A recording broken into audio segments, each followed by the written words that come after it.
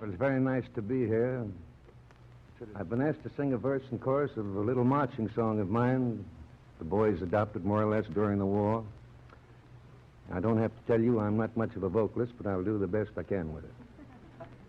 So we'll just imagine for the moment we're back in 1917 and the orders from the front. Forward march, Doctor.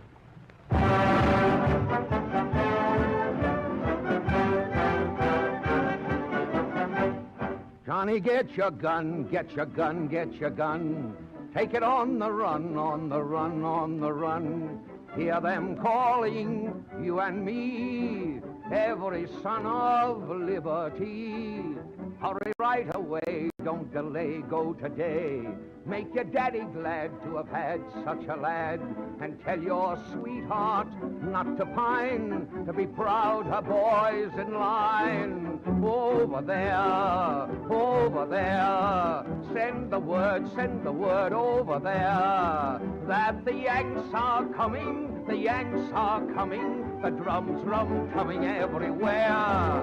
So prepare, say a prayer, send the word to beware. We'll be over, we're coming over, and we won't come back till it's over there.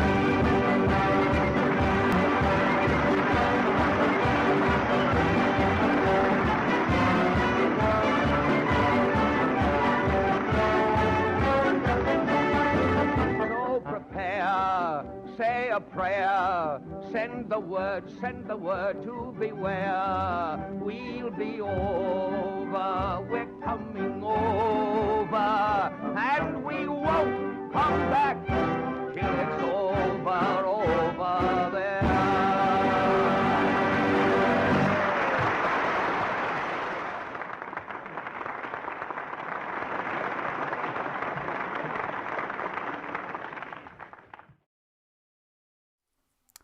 Okay, everybody out there, hello. I'm Matt Yancek. I'm the founder and the head game master here at Manufactured Myth and Legerdemain, and welcome to episode 16 of the FiERCE BRooD. We are an RPG actual play of historic fiction. So in each and every episode, we blend actual locations, events, and historic figures from Boston of 1918 with a fictional story and fictional characters of our own creation. So for those of you that watch and listen carefully, you may notice quite a few historic Easter eggs planted throughout our story. If you do, don't be afraid to speak up in the chat. It's all part of the fun. And so, as always tonight, I am joined by my group of second favorite friends. Let's go around the circle and find out who is playing who tonight. So, Steve, why don't we start out with you? Who are you playing? Sure. So I am portraying Ezekiel Z. Brewster, who is an exiled adept in game terms, and he comes from a Boston Brahmin family of high esteem. But when he was in his teens, he was exiled from that family under mysterious circumstances. So after hopping from foster care to foster care, he actually ended up in a seminary. And studying to be a priest. And as the story has progressed, he has managed to unlock some very amazing powers, which he's still learning to use. Cool. All right. Thank you for that, Steve. Let's keep going around. James, tell us a little bit about who you are playing. Great. Tonight I'm playing, as per usual, Steve's second favorite player character. Steve's? Steve's second favorite player character. All right. Vesper Evenwing, a con man, composer, down on his luck, who was put out after the stopping of the musical season, post this Le Grip, that is Le Gripping Society. That's right. And he's a skeptical speaker who keeps the magical ally Mars, who's everyone's number one favorite kitty magic ally.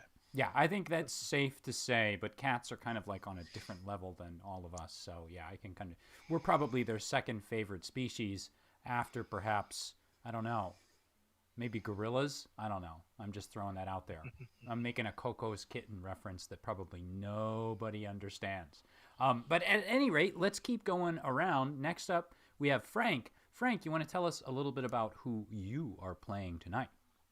Yeah, I'm playing Frank Murphy. I'm a resilient warrior. I like it. Oh, you want the long version? Short and to the point. I'm fine with that. It just gets us to the game quicker, but that's no problem. I'm an Aries. I'm 6'4", 240 pounds. I'm 38 years old, but it says 26 on my profile. Mm-hmm. I like to go to your baseball games. Tinder profile? Yes, yeah, is that where it 1918 says? On your 1918 Tinder. Tinder profile, it says you're 26. Okay. I like to attend baseball games. Yeah. I like to hunt, mostly rats at the rail yard. I might be unemployed right now, so perhaps not a real catch. But won't you play a game with me? All right. Thank you very much, Frank.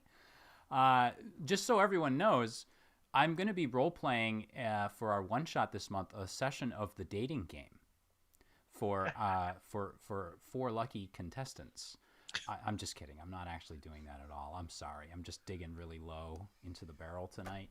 Here comes the thumbs down. That's right. Here they come. Okay, let's go to Jared. Last but not least, can you tell us a little bit about who you are playing tonight, Jared? Sure. I am Thomas Brandon Dietrich. Usually goes by TBD. He's a graceful explorer who learns quickly. He is not a Boston Brahmin family.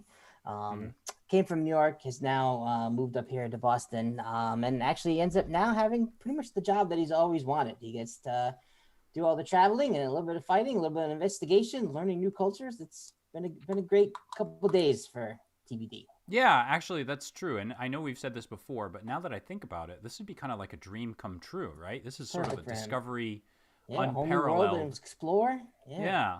All right. Well, at any rate, let's get back to our story. So in prior episodes of the Fierce Brood, our 4 heroes of 1918 Boston found themselves entangled in an intradimensional conflict between the New England Society for the Preservation of Antiquities and a rival organization called Watch and Ward.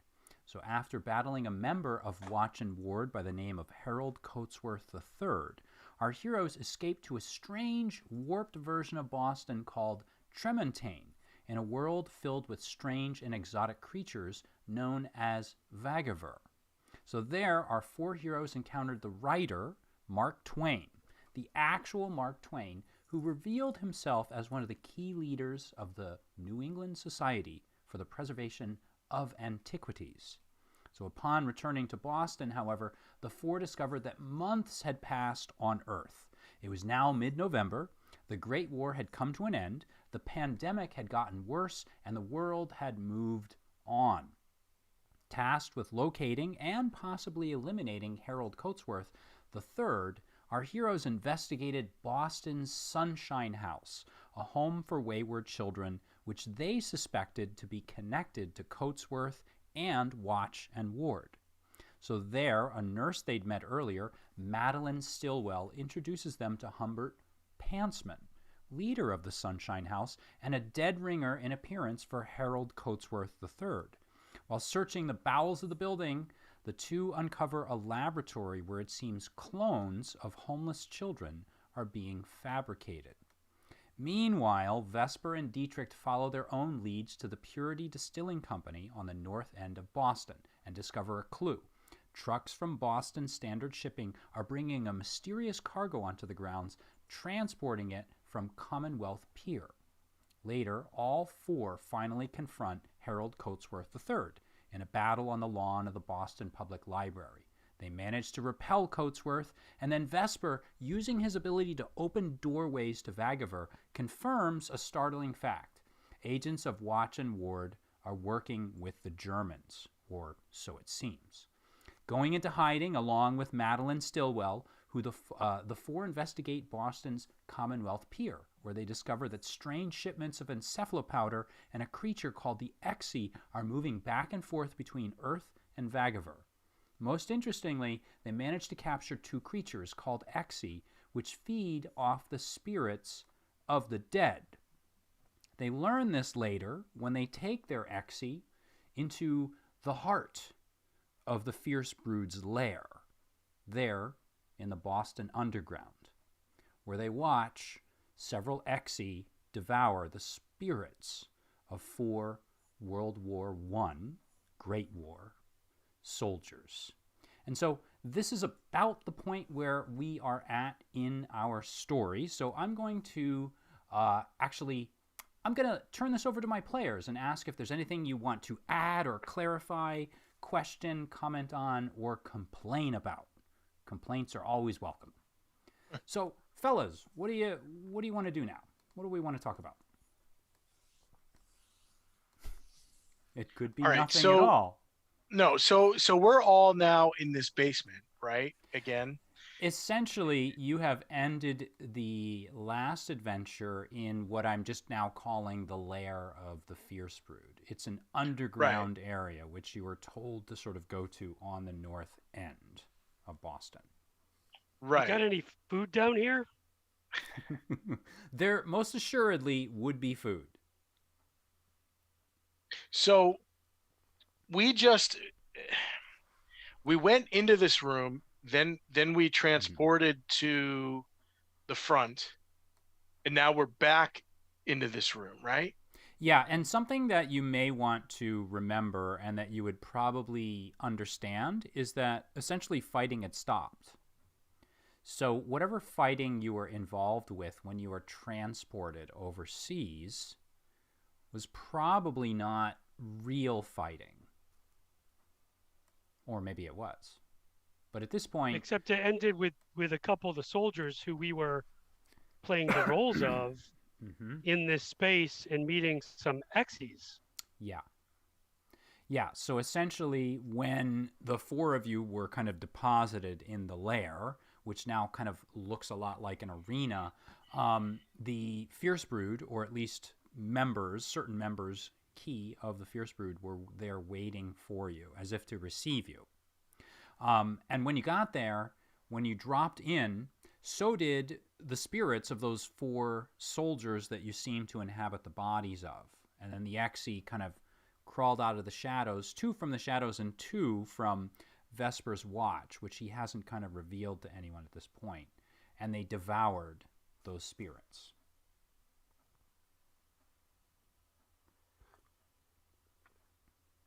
We had been talking to the old woman, Mother. And the skeleton man. And was Jim here, or were we talking about Jim? Jim was not here. However, they had mentioned that they were told you were trustworthy, but they didn't really, and you had been vouched for, but they didn't really know whether they could trust you, and they thought they should take you along to see Jim, who would perhaps confirm that you were. And what exactly Jim holds for your story, we don't know.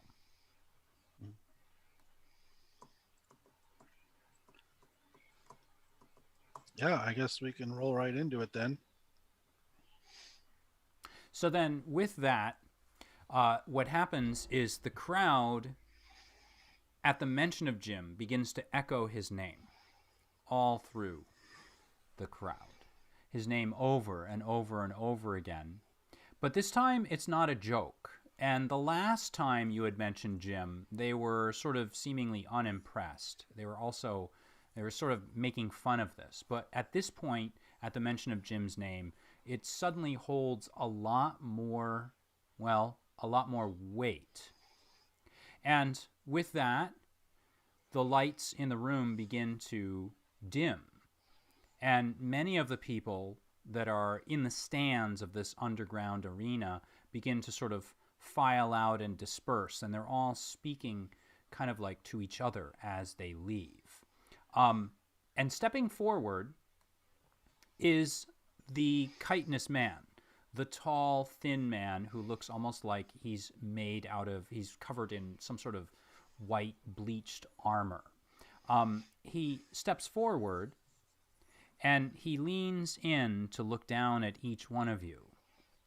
And then he explains to you that you will be taken to see Jim, who is not exactly a leader of the Fierce Brood, but is held in high regard.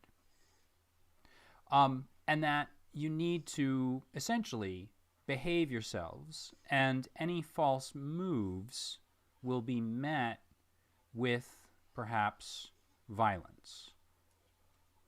So in other words, you need to prepare yourselves to behave in a respectable manner when you meet Jim. He looks to each one of you, asking if you are prepared to do this. Yeah. Prepared. And you, he points to Vesper. As prepared for any of this, I'm prepared for this. And you, Priest. Are you asking if we're prepared to be respectful? Why would we be anything other than this? I will take that as a yes. And he simply turns. And he heads toward the front of what is now a small crowd. And the small crowd is composed of those original figures that you saw on the dais above you when you entered the arena. So there are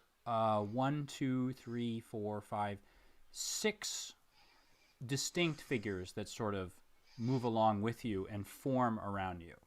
There is an enormous wet-looking creature, kind of like a troll, with transparent skin.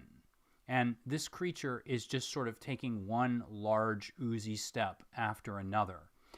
There is another enormous creature that looks like it's made out of chunks of red flesh that are oozing. And this one is on the opposite side of this crowd. And you sort of get the feeling as you're walking through the underground that perhaps these are the 2 big bruisers that are meant to be security for everyone else.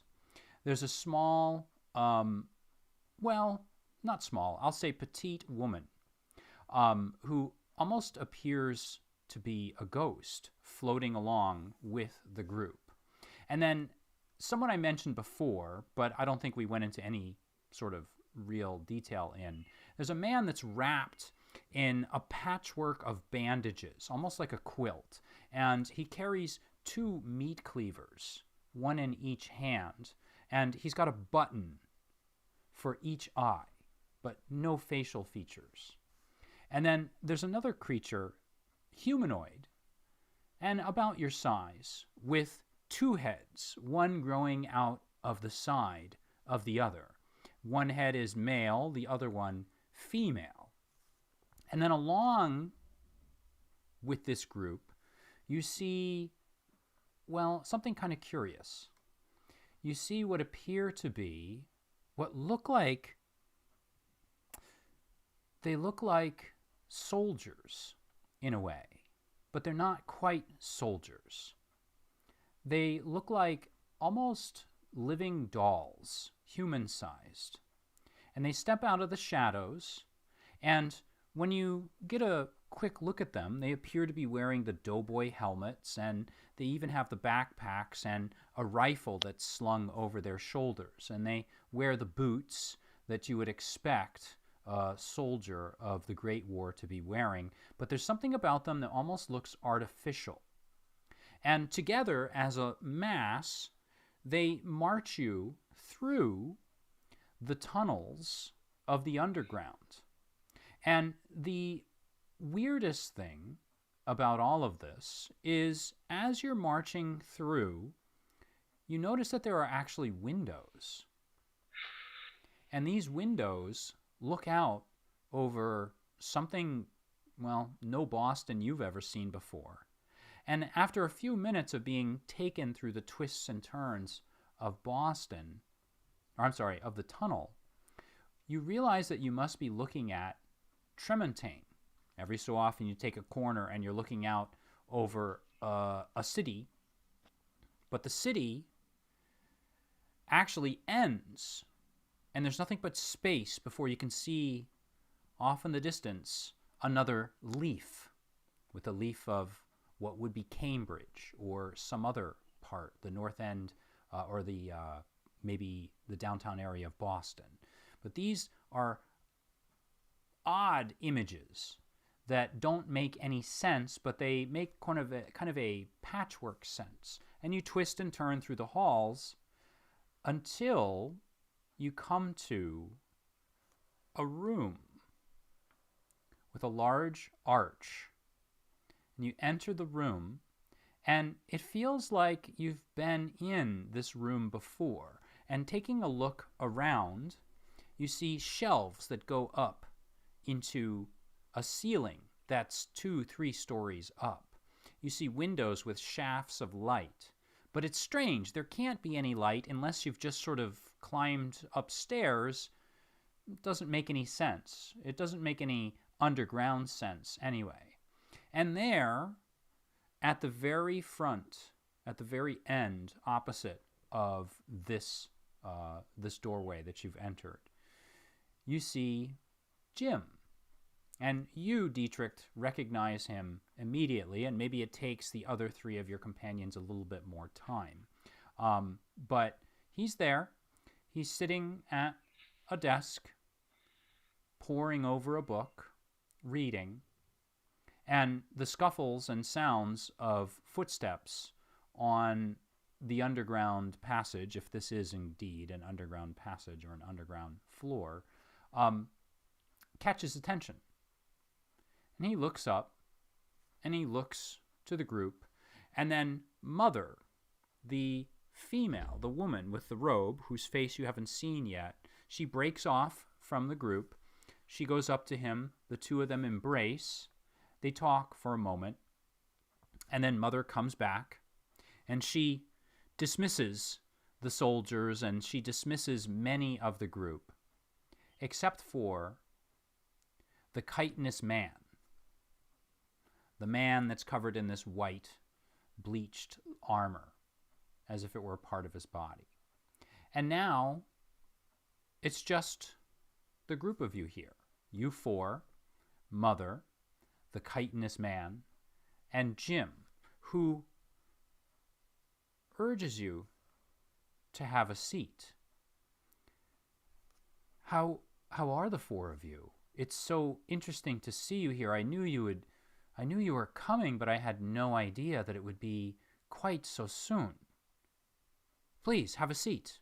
And he motions towards seats that are scattered about.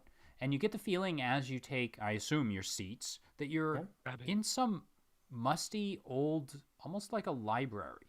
But you're not quite sure. There are just books stacked all along the walls on shelves, and sometimes just in naked stacks, just going up to the ceiling almost, and they look as if they're, one push and they might tip. He takes a seat next to you, and he draws his chair up, and the leather of the seat squeaks under his weight. So, tell me, you have news, don't you? I'm so glad that you are all okay. But I was, to be honest, a little nervous about this. What news do you have for us? I'll take a seat and I'll raise an eyebrow. I wonder if we're okay. You saw us fighting with Coatsworth. I did. That is true. I did. And you performed well, from what I recall.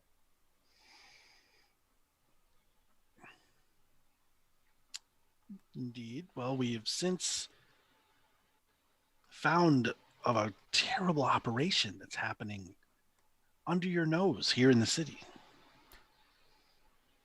Tell me more. What is this operation? I knew you would have information, but this sort of information is not what I had been expecting. In Boston, in Earth Boston, the Commonwealth Pier is an enormous portal back to Vagaver, where they're transporting ships cargo hold full of these Exy creatures, transporting them throughout the distillery, sending back barrels. It's throughout the underground. It's throughout even past Boston. He looks to the other 2, the older woman and the chitinous man. And They exchange a look as if to say they are not quite sure that this is true or not. And then he turns to you again. How was it that the four of you became involved in this? I am confused. You need to help me understand. Well, we can get into that, but just to help reiterate Vesper's point, I'll give him the invoice slip that we had from the truck that kind of connected the truck and the distillery and the boat. He takes a look at it. It. Had Vagaver writing on it as well. He takes a look at it and he's immediately concerned. This is rather odd. It's an invoice. He looks at it, and now that he's actually holding on to it, he flips it over to the other side, and then he flips it back to the original side. He flips it over, and then he flips it back. So strange. Why would there be invoices for illegal shipments? This is almost absurd. But if this is true, this looks like they are making shipments between here and Vagaver. I knew, of course, we all have known that there are connections, but not this sort of a connection. What are they shipping? This must be some kind of fuel or something that these transport, or they need a tremendous amount of energy. But I saw Coatsworth. He returned to Tremontaine, and he entered a room and then onto a place filled with soldiers. He pauses at that. What kind of soldiers? Well, the German soldiers. We think that this might have something to do with the great conflict in our planet Earth. He pauses at that and thinks, and once more he looks to his two companions, and the older woman just nods as if she's confirming that yes, this is what she was perhaps told as well. And then she looks to the man with the chitinous build, with the bleached white skin. And the two of them shrug as if to say they don't know whether they believe it or not. And then something happens. The chitinous man nods to both Jim and the woman, and he leans back in his chair. He folds his arms across his chest, and then he tucks his chin down against his chest, and he begins to suddenly vibrate. Jim leans forward. Please excuse my companion. He's checking on something, but he will be back shortly. Please continue. You there, young fellow. And he's pointing to you, Z. How is it that you are involved in all of this? Involved in all of this, we went to Vagaver and helped Pascal and met up with Haley and became on this mission. And now it seems like we're the only ones that believe that there's an invasion force that seems to be coming to Earth using these X's as soldiers of some kind. There's an orphanage in Boston or Tremontaine, who knows where it is, where they're making skin dogs. This what several days ago was a fantasy, now all of a sudden seems like there's nightmare. A plot of and I mean, I died today. I died literally 5 minutes ago in a trench in World War I, in the Great War. which ended yesterday. But yet there I was, and Murphy was, and Vesper and TBD died, gassed. What is happening? What reality is this? Is this? I'd come to believe that this was parallel worlds, but now it feels like my initial hunch. Is this some kind of purgatory on the road to hell? Where are we?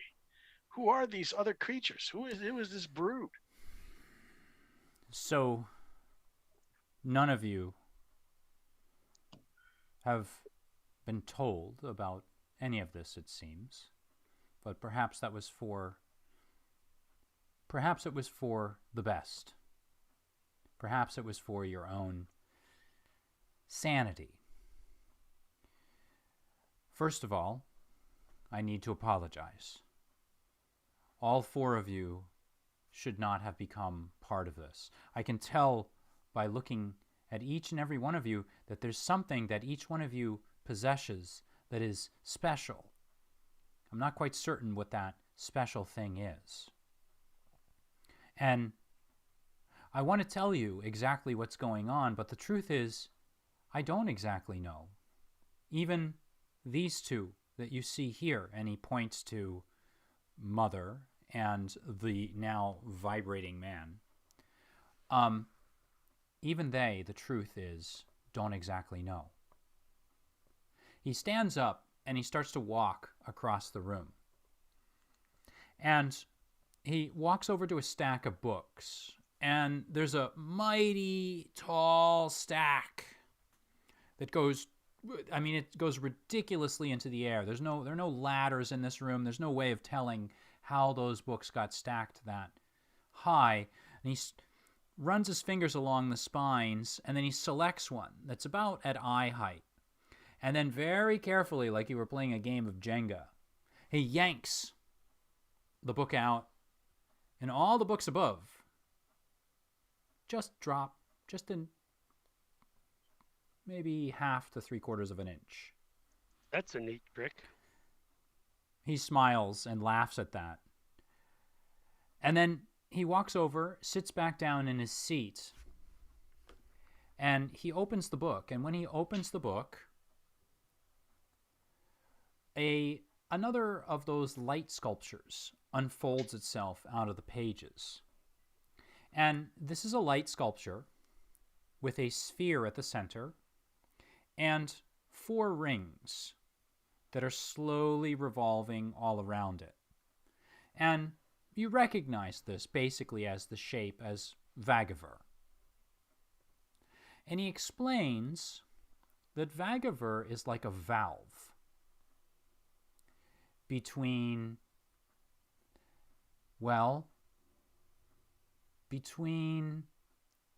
those things that exist, the material, and those things that do not exist, those things that are ethereal. And Vagaver functions a lot like a valve between these two areas. We are real. And he leans over and he pinches the 4 of you. And he stops and corrects himself. Well, you 4 are real. I think I'm real. I'm not sure. Each one of you has a spirit. When you die, that spirit is released from your body. These rings, and he points to the rings that are spinning around that moon-like sphere. These rings travel at incredible speeds, weaving and cutting through the fabric of infinite realities.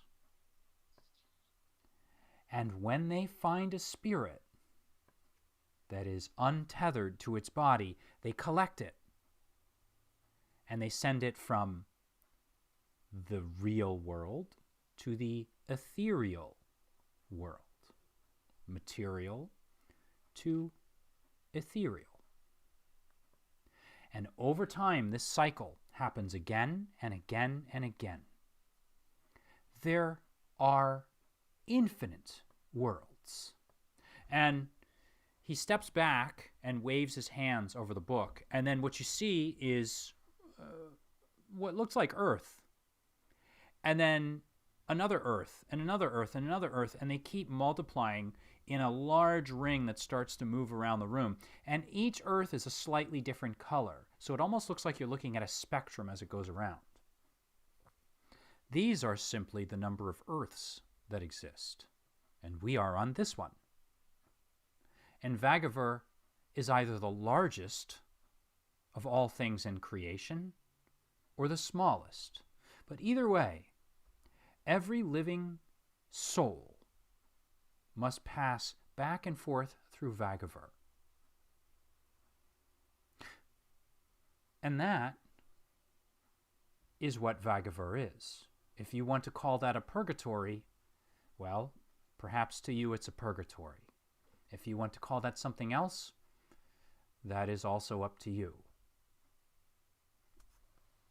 He stops for a moment, as if tired, and he looks up and around at all of the books.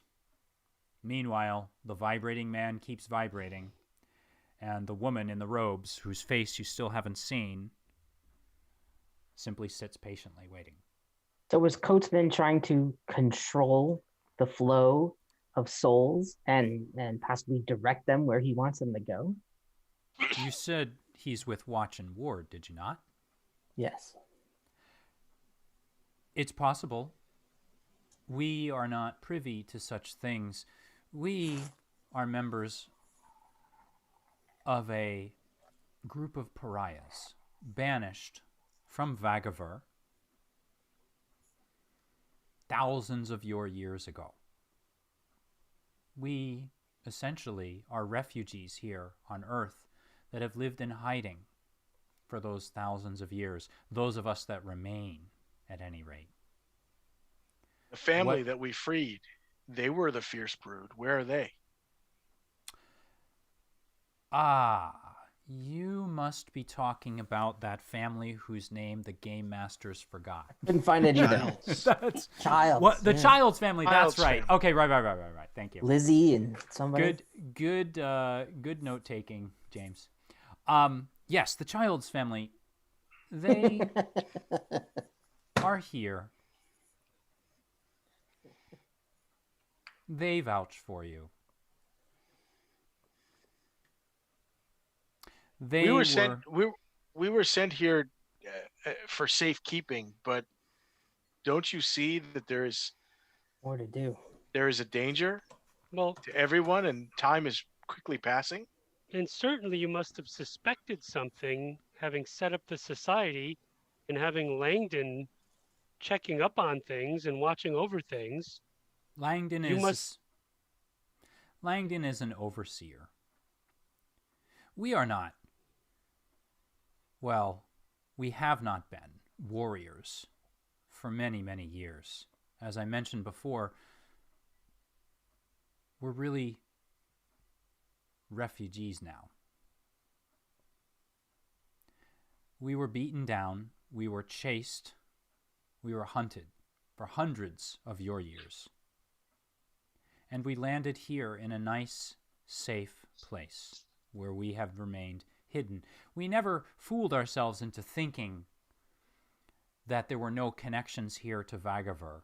Vagaver has connections to all worlds, to all realities. But I must confess, worried and frightened about being caught or captured or killed, a true death, we have kept our heads down for several hundred years now. And though some of us, and he points to the man that's vibrating now, some of us disagree with this, they do their best to accommodate us because there are not enough warriors among us that are ready to emerge again. And so we will wait, and perhaps in 1,000 or 2,000 years, we will be ready to step back onto the stage. But for now, we simply stay hidden. It's the best thing that we can do for the women, for the children, for those of us that cannot fight. And when he says for the women, what you hear is almost like a chuckle of disagreement, as if he just made a very stupid and foolish statement from the woman in the robe. So you've been sent here essentially to provide a safe space in which to remain until you feel comfortable going back into the world. We were aware that things were going on here, and most likely if things are going on here, then you're right, things are probably going on all around the world, but we have always, at least for the last few hundred years, we have preferred to remain anonymous. If there is something you wish to be done about it, I find that to be a noble idea. And I'm sure actually my friend here would support you in that. But if we are called the FiERCE BRooD now, it is more out of irony than truth. You said you were hunted. By who? By the other broods. Take your pick. There are dozens, if not 100 by now. You can think of a brood, and he says something in Vagavurian, and it's a word that Dietrich, you kind of are able to sort of catch, but maybe it's long and complex. He says essentially the word for brood. He now explains to you in English. They're kind of like noble houses, houses of royalty. Thousands of years ago, there was a scandal. There was a betrayal. There was the shedding of blood. And then our house was banished. And then hunted for sport, killed off.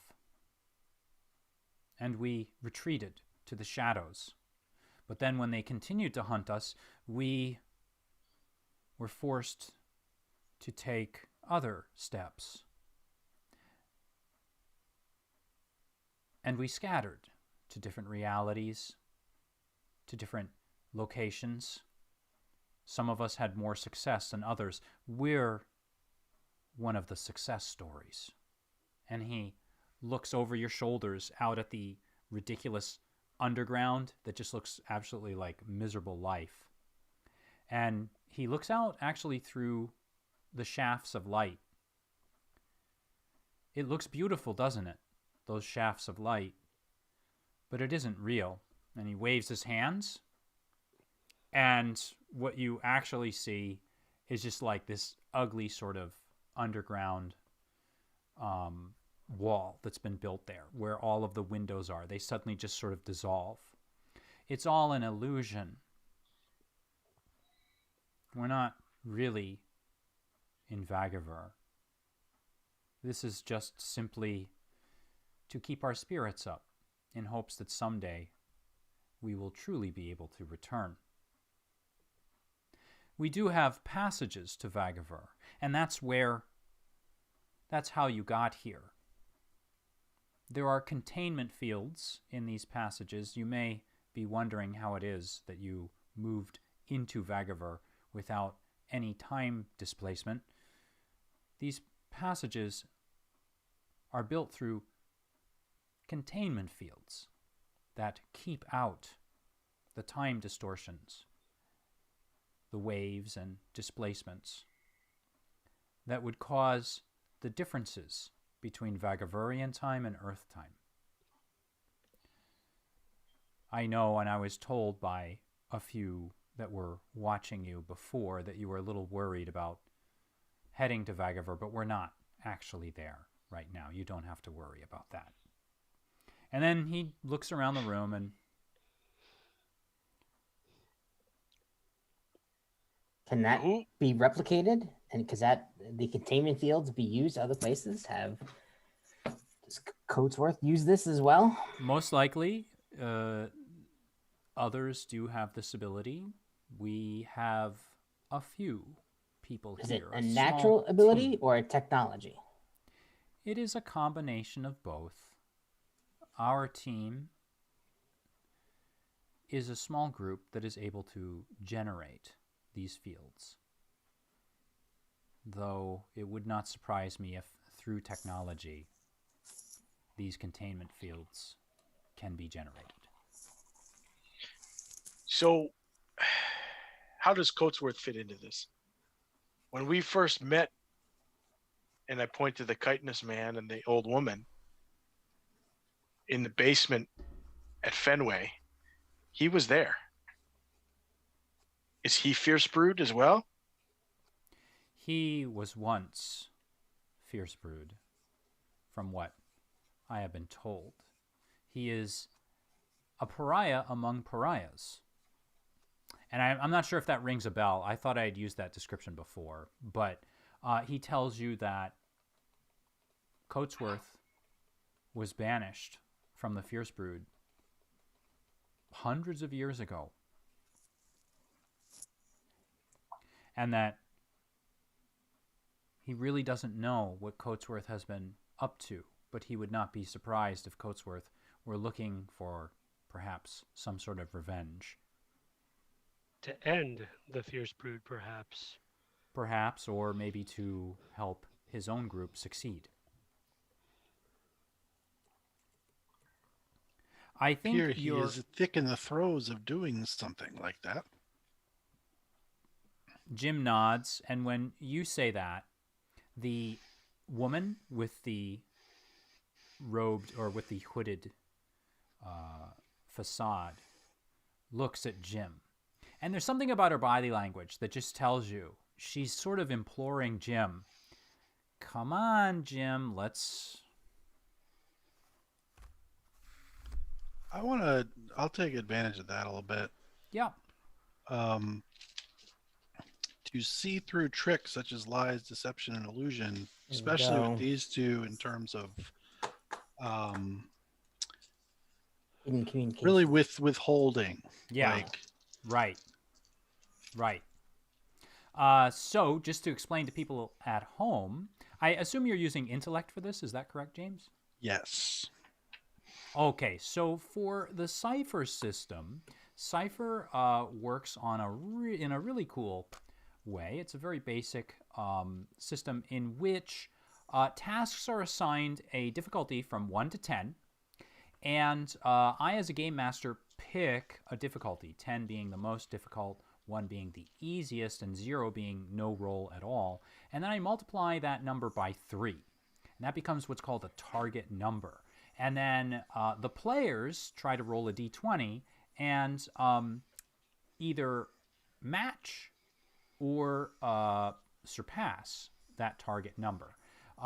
So in that case, though, what they often do is we will negotiate together using skills, abilities, and amounts of effort in order to lower the difficulty rating and raise the chances of their success. So James is about to use intellect in order to see if he can see through this deception.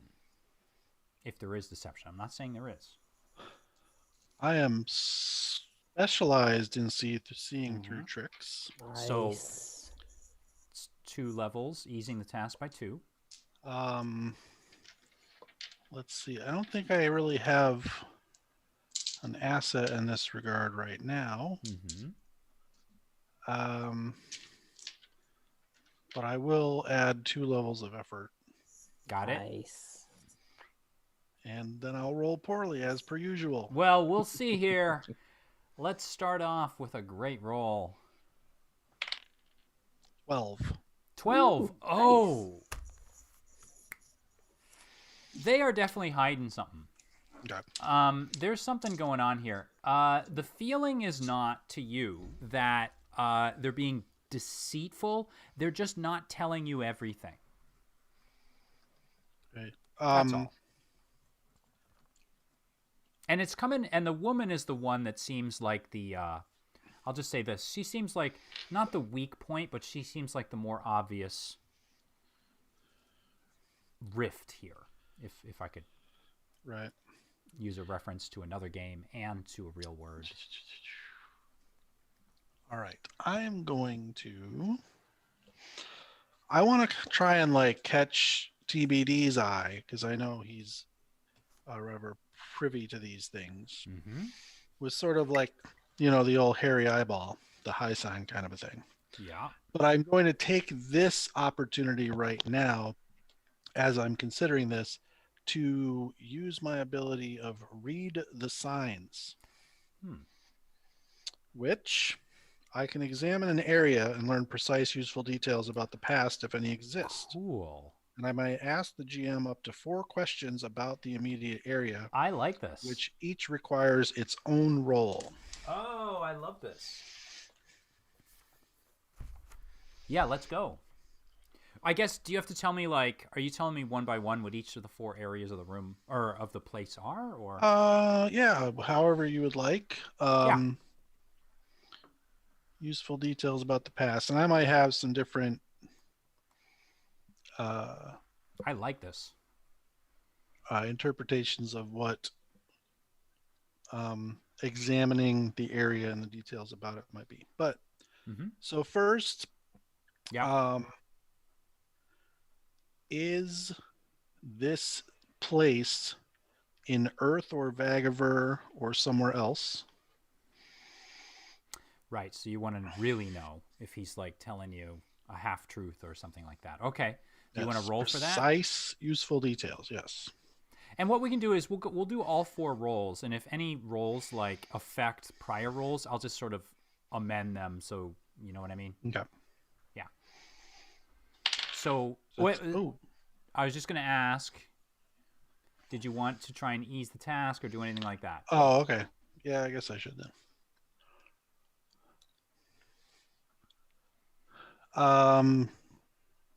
Ladies and gentlemen, I tried to enable my players, not be a jerk to them. I know he already rolled, and now he's like, it could have been a natural 20. I will clear the good roll. Oh, there we go. Got. What was the roll? Can I ask? I can't. No, it was too good. Oh, okay. Right. It was a 23. Right, on a D20. Good karma will come back to you. Well, I do have the skill identify. Okay, well, that would at least, I think, working in tandem with the ability, that would ease the task. All right. Well, I guess I am going to get a level of effort on these for free. Oh, anyway. Cool. Yeah. And so, yeah, I guess I'll just add 1 level of effort then. Okay, so add the 1 that you're getting for free, or 1 on top of the 1 for free? The free one. Okay. Because I'll run out of my intellects. Got it. Because I got to do 4 rolls. Yeah. I'm not I would have to expend something for each of these rolls, not just blanket apply to all 4. That's what I'm assuming. That's kind of what it sounds like. All right. For this, I'll just start with the 1 with a 7. With a 7,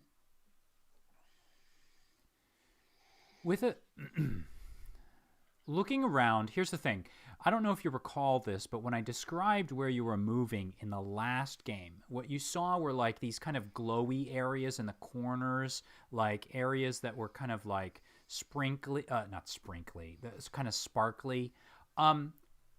Based on what you saw there, and then based on kind of like what you've just been told, you are kind of in Vagaver right now, but you're kind of on the edge of Vagaver. And when I say on the edge of Vagaver, I don't mean like in a geographical standpoint. I mean in a reality standpoint. So it's almost like you're kind of blending Earth with Vagaver, but you're shifted right now. And you get the sense that you're probably in Vagaver, but you're close. You're not there, but close.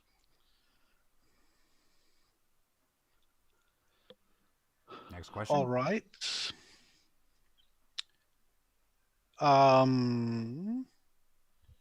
Has anyone I know Mm-hmm.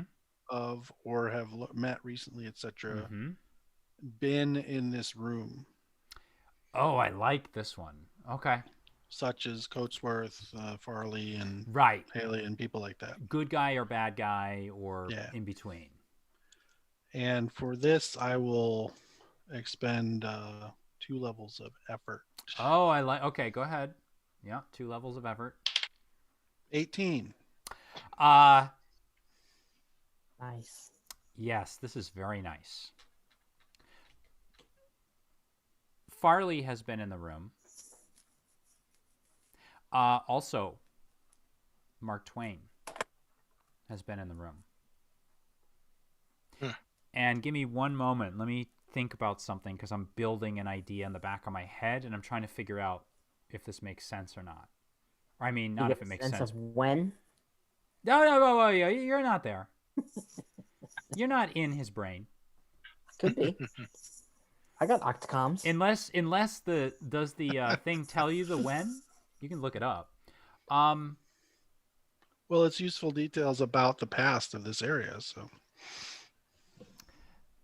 Okay, I'm willing to go with that. So maybe rather than tell you about this third thing, I'm gonna. Oh, I will tell you because I just thought of a fourth, but I'll call this a third. Zeitweber has been there, for sure. Handing out tickets. That's my third question. How much was the ticket? And then, as far as when goes, looking around the room and just sort of being really careful about the way you're doing this, not to make it too obvious, you can kind of see like the ghostly sort of images, mostly of Twain. Twain has been in here a lot. His scent, his reality scent or his astral scent or whatever you want to call it, is quite strong in here.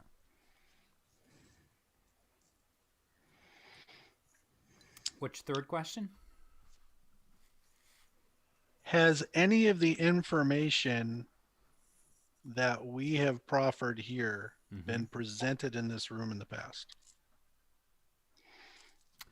I'm not even going to make you roll for that one, but that will be your third question. I'm just going to say that this issue has been debated ad nauseum. It is so strongly, it is for 100 years, this information has been debated.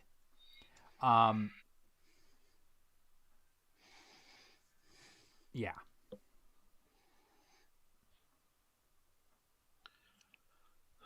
All right.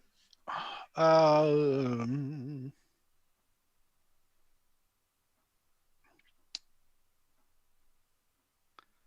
know. It's like feels like a very specific thing to apply to this. If you want to ask everybody else for help, I was just saying, like, yeah, I mean, if you want to ask out of character. Yeah, I will. That sounds good. You could be saying all this through the Octocom, right? I mean, if you want. Yeah. I'll like lean back and kind of, my eyes will grow very wide. And I had tried to get TBD's looks eye before. And I get a little agitated about it. And I'm just furtively looking all around the room, kind of like, what's that meme with all the equations and the woman's faces? She's like very concerned, like this kind of thing. And yeah, through Octocom, I'm like, what is one thing you need to know about this very place and the people who've been here?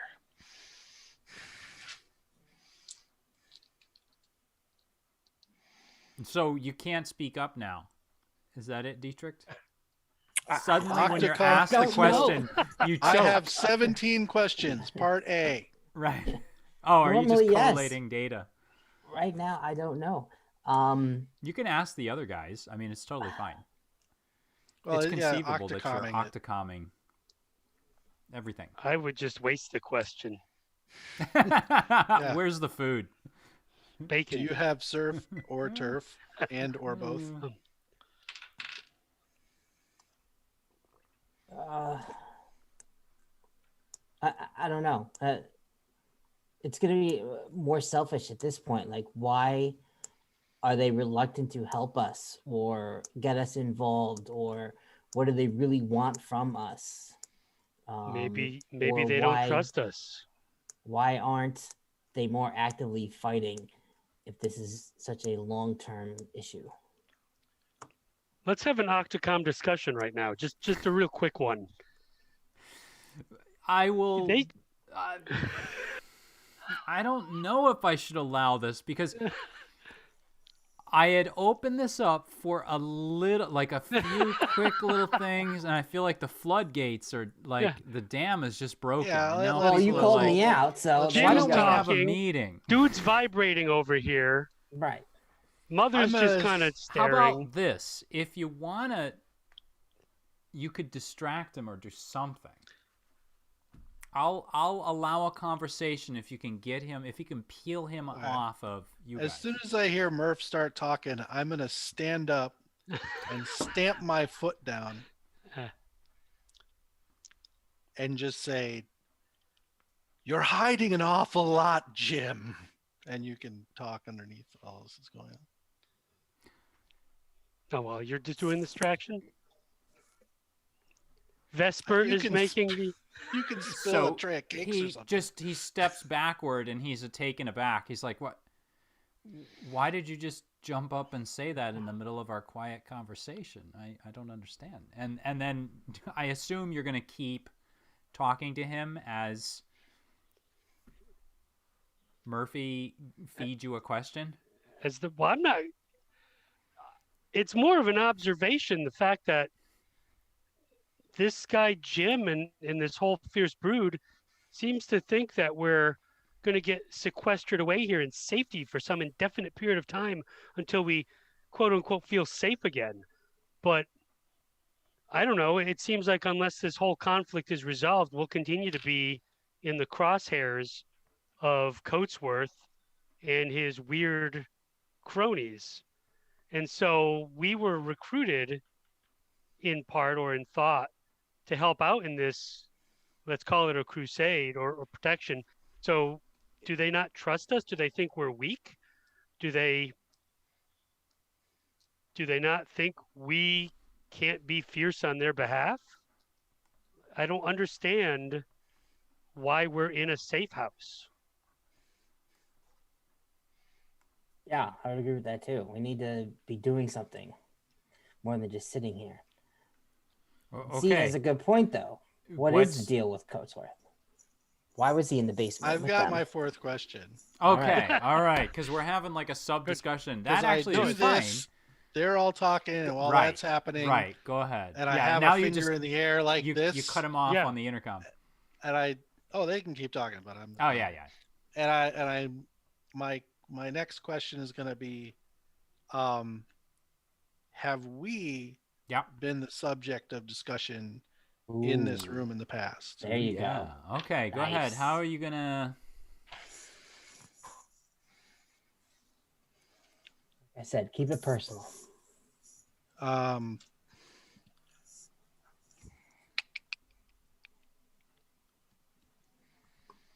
all right. I'll do 3 levels of effort on this then. 3 levels of effort. Okay. Baby needs a new pair of shoes. Yeah.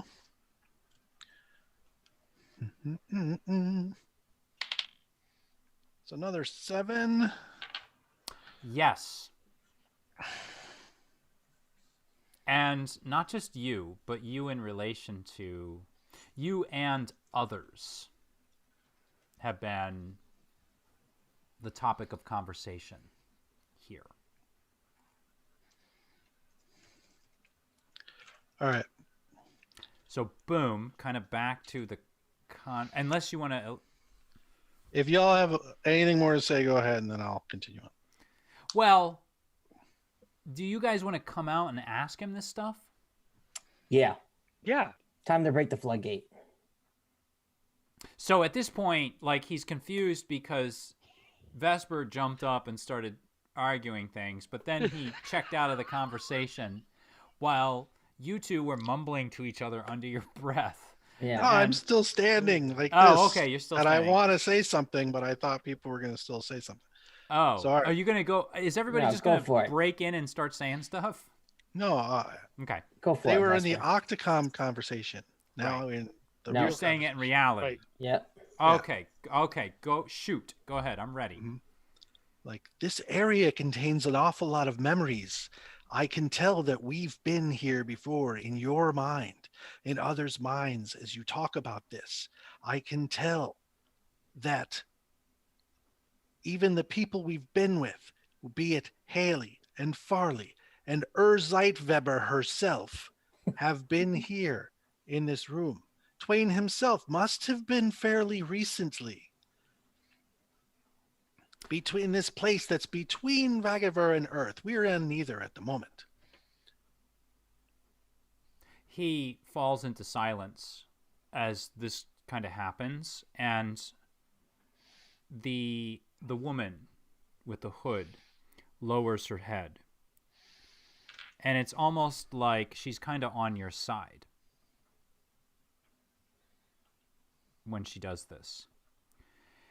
And he sighs. It is true, and there are many things that you can see, Vesper. There are many things that you can see, but we are not ready for this. We are not ready to intercede in these matters. I feel terrible about those children. I feel terrible about whatever this business is going on between here and Vagaver at Commonwealth Pier. But we are numbered in the hundreds. The warriors are perhaps a dozen at best. We are not ready for this. It's not something that we can do now. Helping out here or there is our best bet. Remaining hidden is our best bet. And with that, as he says that, the woman speaks up. And the woman says, "Please, Jim, we've been over this so many times. We need to either do something or go back or leave. We can't just stay here while these things are happening. These four are offering us help. These four are offering us a way out, perhaps." And the two of them begin to argue. And the argument is basically this. Jim believes that everyone is safely hidden at this point. And there is some danger of them being detected. But where they are hiding out in the underground of Boston is pretty well hidden. The woman whose name you actually figure out in the middle of the conversation is Tien. Her argument is basically that they're in a position to do something and to help, and they've been waiting for too many years now. And over those years, enemy forces may have built up, but now they have the element of surprise, and they feel as if, she feels as if, and several people you gather from the argument among the Fierce Brood, including the vibrating man who's next to you guys on the couch, thinks it's kind of now or never. You know, it's just do it or don't do it. Don't ever do it. And so if you want to add anything, I want to find a good place to just interject. And at any point, go right ahead. Yeah, I just want to say, look at your vibrating friend and you, Mother. You are already in this. You already had to be confronted with Coatsworth when finding the boy Pascal upon our initial meeting. You've already had this in motion. Are you being held back by the likes of Jim here? And she assures you that she has not been held back, and no one has been held back. The issue has only been whether or not...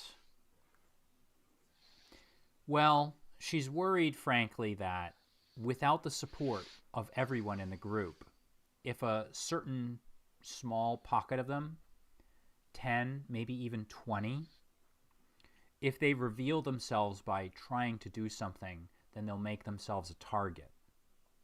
Essentially, right now, about 180 of this group, they honestly probably aren't warriors. Of those 180, probably 20 or 30 want to try something and would be willing to try. But the danger is, essentially, if she tries to intervene and she and the others try to intervene, and if something goes wrong, she's putting the lives of everyone else in danger. And so that is what has always kept her in check, or at least kept her from really trying something to help. She confesses that she didn't know about the Sunshine House and about these homes, but she knew something was going on, and they knew that members of the Fierce Brood or other spirits that get trapped have been traveling back and forth and being taken, disappearing. There were rumors and stories about this happening. And she thought it might very well have been from something going on in Vagaver. But again, she's just been too scared for those that are not willing to go as far as they to do anything and intervene. So that's her basic argument, if that makes any sense. Mm-hmm. Yeah, and I'll chime in and say it's apropos that we're having this discussion here, because it was around here that our founding fathers had the same arguments and said liberty or death, right? You are already a target. You are already in danger. So until you fight back and free yourselves, you always will be. Jim then counters and says, I have a responsibility to the people here. I have a responsibility to keep them safe. What is to happen to us? How long can you remain safe? Here's the wake-up call. Your enemies are talking to warriors from our world, and they're clearly trading things. You don't know what they're doing. They could be taking this flu that we're struggling with right now and bringing it to, is it Vagaver? To ferret out all different types of creation. This is serious stuff. And I don't know how long you guys are willing to hide and let all of it happen. But honestly, I didn't sign up to hang out in a hole somewhere and age and die like a rat. We don't have 1,000 years. He chuckles at that, and he looks at the woman, the hooded woman, and they chuckle and they said, you might have 1,000 years. We'll see how it goes.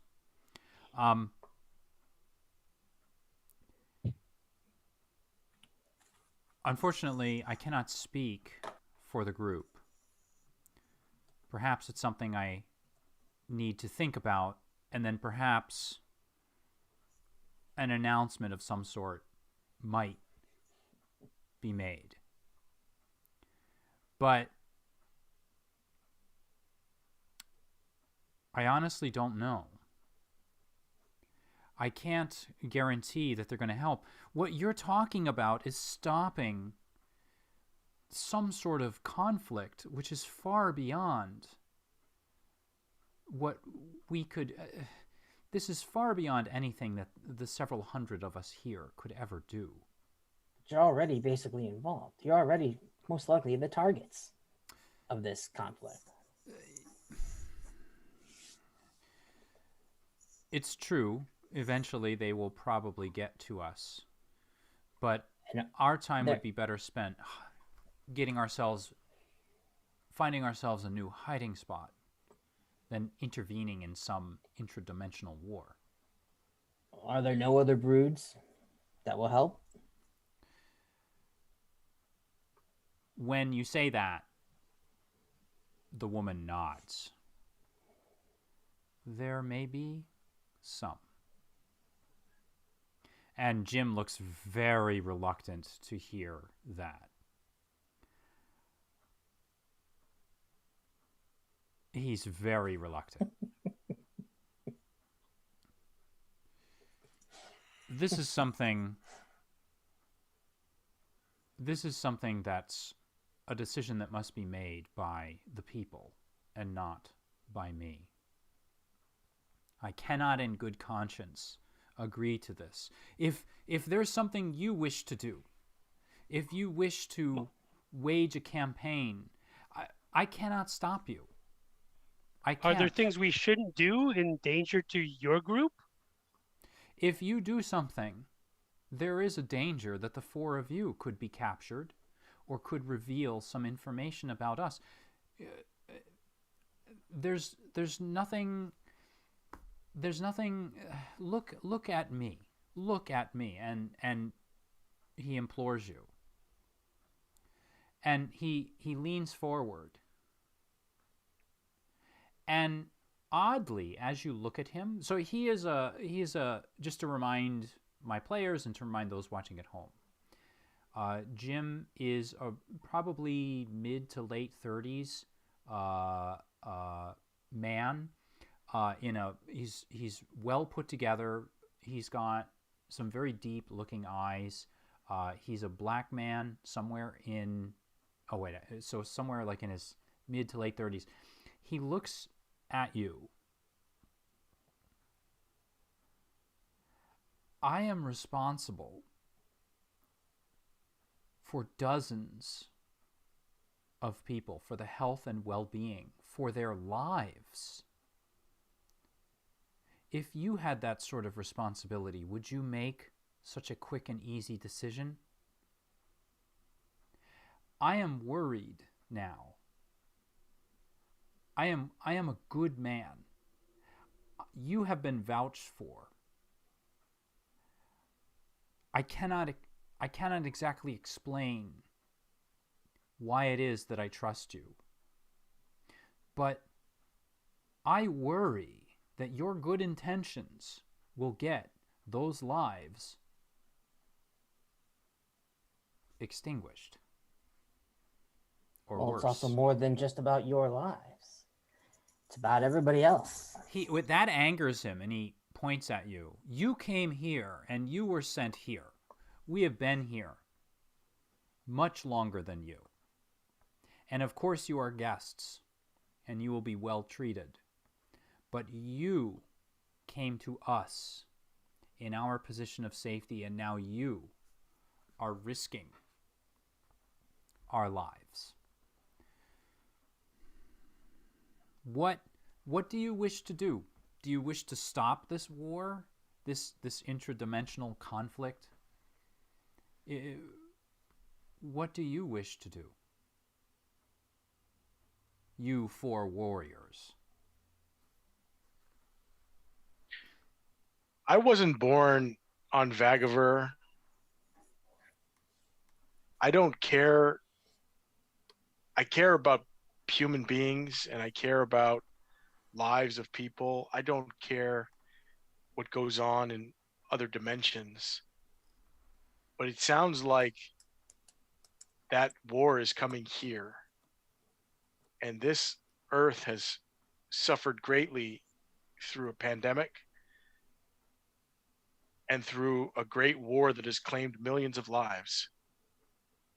And it sounds like these Vagaverian factions are trying to take advantage of that to bring more death and destruction to the planet I was born on and the one that I care about.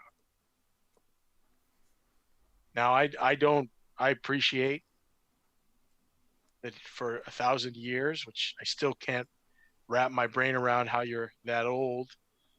Methuselah, is the most long-lived man in the Bible, and he didn't crack 1,000. But here you are, saying thousands of years. But then, why not give up the information that we know that you're hiding? What information are we hiding? If I knew that, I wouldn't need to talk to you, would I? So, with that, he sighs. What do you want to know? What do you want to know? Do you want to know about my doubts about who I am? No, I want to know. Am... I want to know about Coatsworth. I want to know about Watch and Ward, and I want to know who's bringing the war from Vagaver to Earth. And I want to know what you know about how these Exi can be used as soldiers. We know that they can absorb souls and become warriors based on who they absorb, but who's doing this? We speak in you speak of hundreds of broods and everything else, but I think what you're hiding is, I think you know who's behind this invasion, and I think you're afraid of them, but probably with good reason.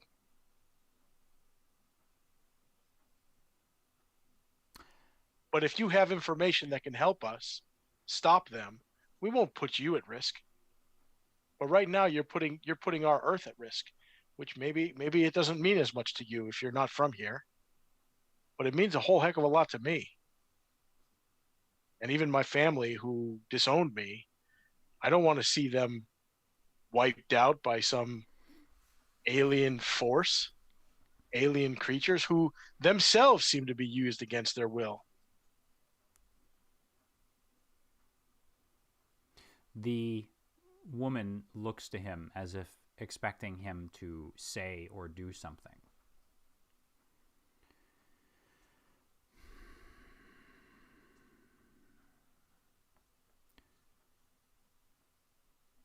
I believe they call themselves the Passengers.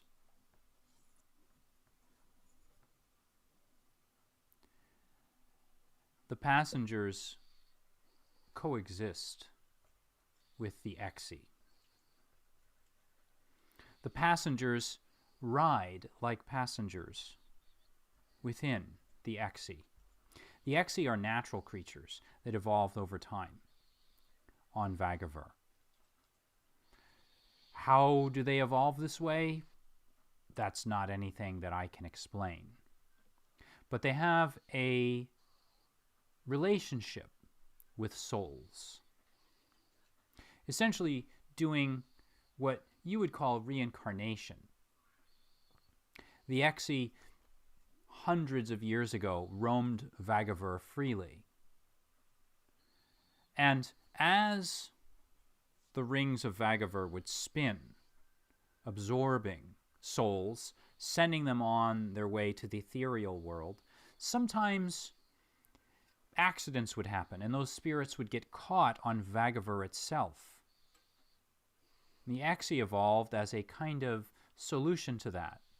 In large packs, they would dumbly roam Vagaver.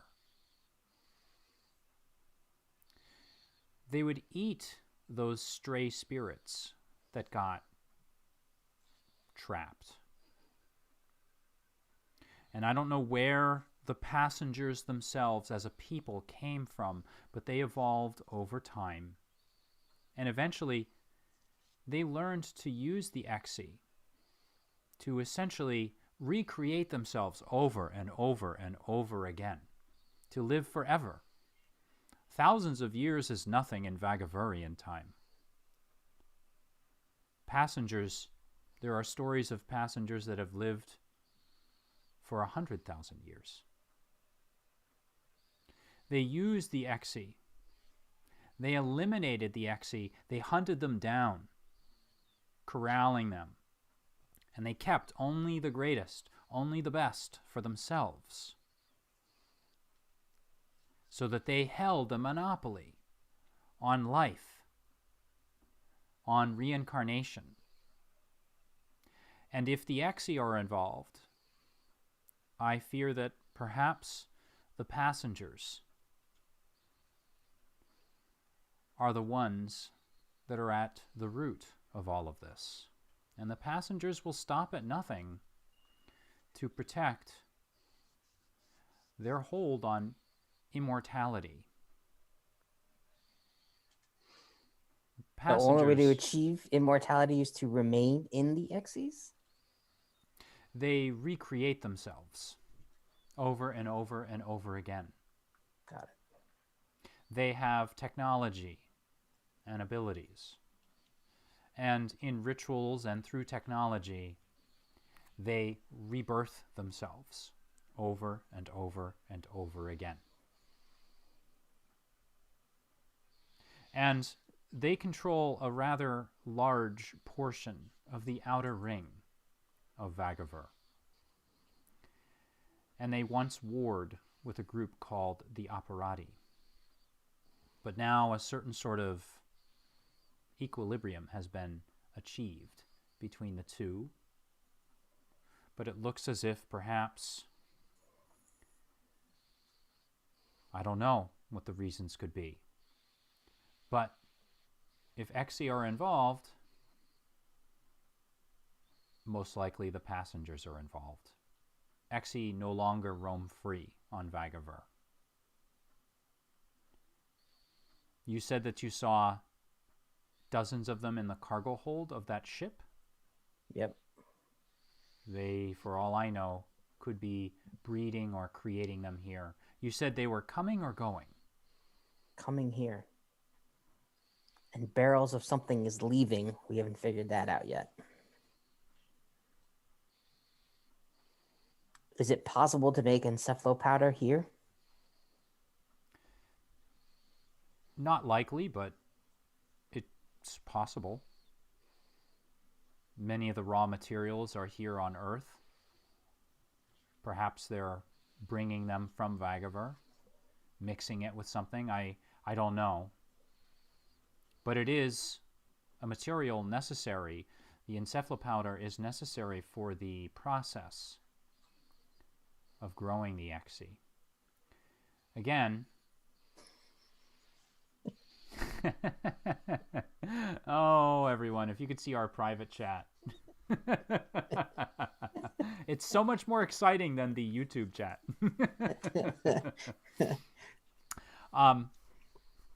Where was I? So the encephalopowder is important to the creation of Exi? It's important to Vagaver. It makes everything go round. It powers ships. It feeds populations. It's used to create machinery. And of course, the guild controls the powder. Which guild was that again? It's just the guild. There is truly only one. And of course, there are not, he says, there's not only one guild. There's also the Transportation Guild. There's the Clockmakers Guild, or the Clockmakers Union.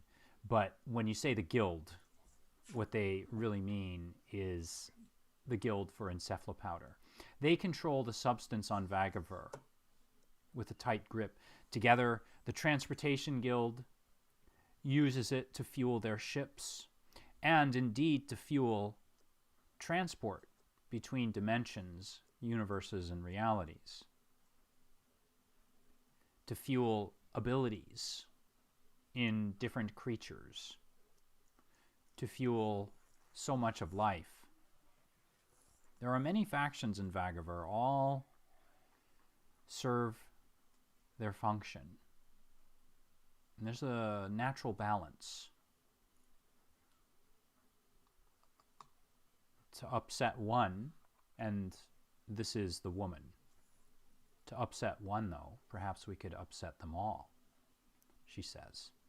And Jim shakes his head at that and laughs. For all we know, he says, these could just be simple pirates.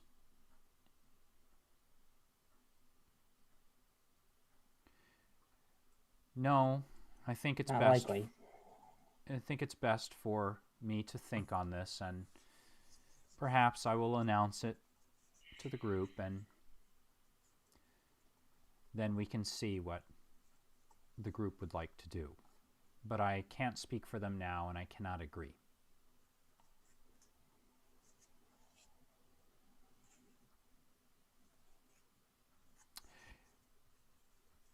Is there anything else you gentlemen would like to discuss before we make up some lodging for you.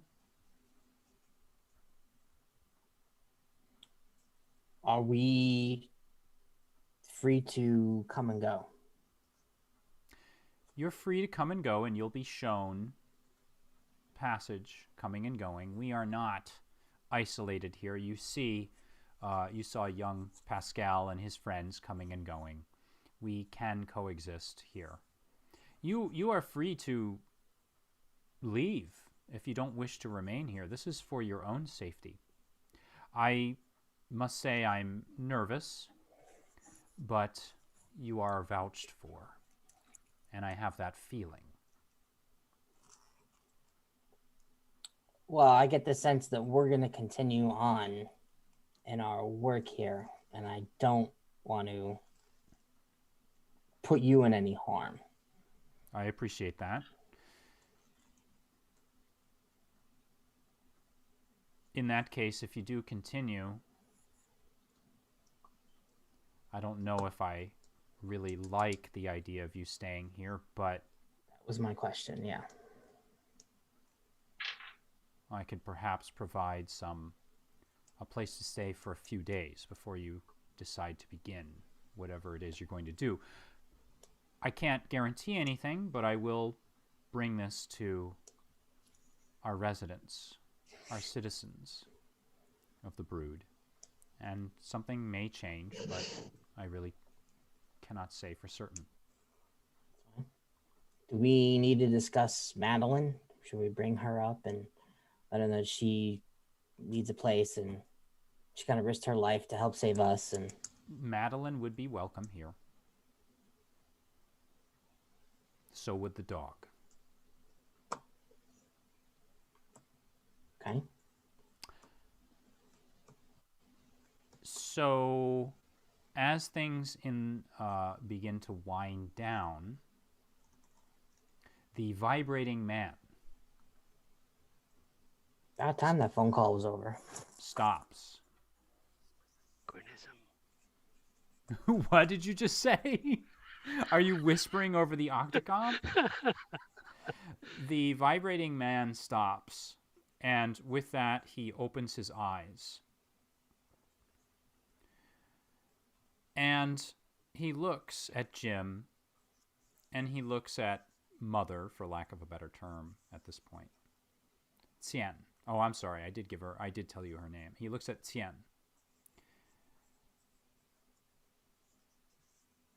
And he confirms that Commonwealth Pier is absolutely swimming with Vagavurians. And that everything that you've just said is true. The Exi are being transported along with the powder. And he looks at the four of you, and then he looks at Jim, and he shakes his head and just says, Jim, it's time to do something about what's going on. Ooh, is this the one of the 14 million? It may be, but we'll have to find out after the break. So at this point, let's go to a 10-minute break, and we will be back. If you like what you're seeing, please like and subscribe. We will be back in 10 minutes with the rest of the episode.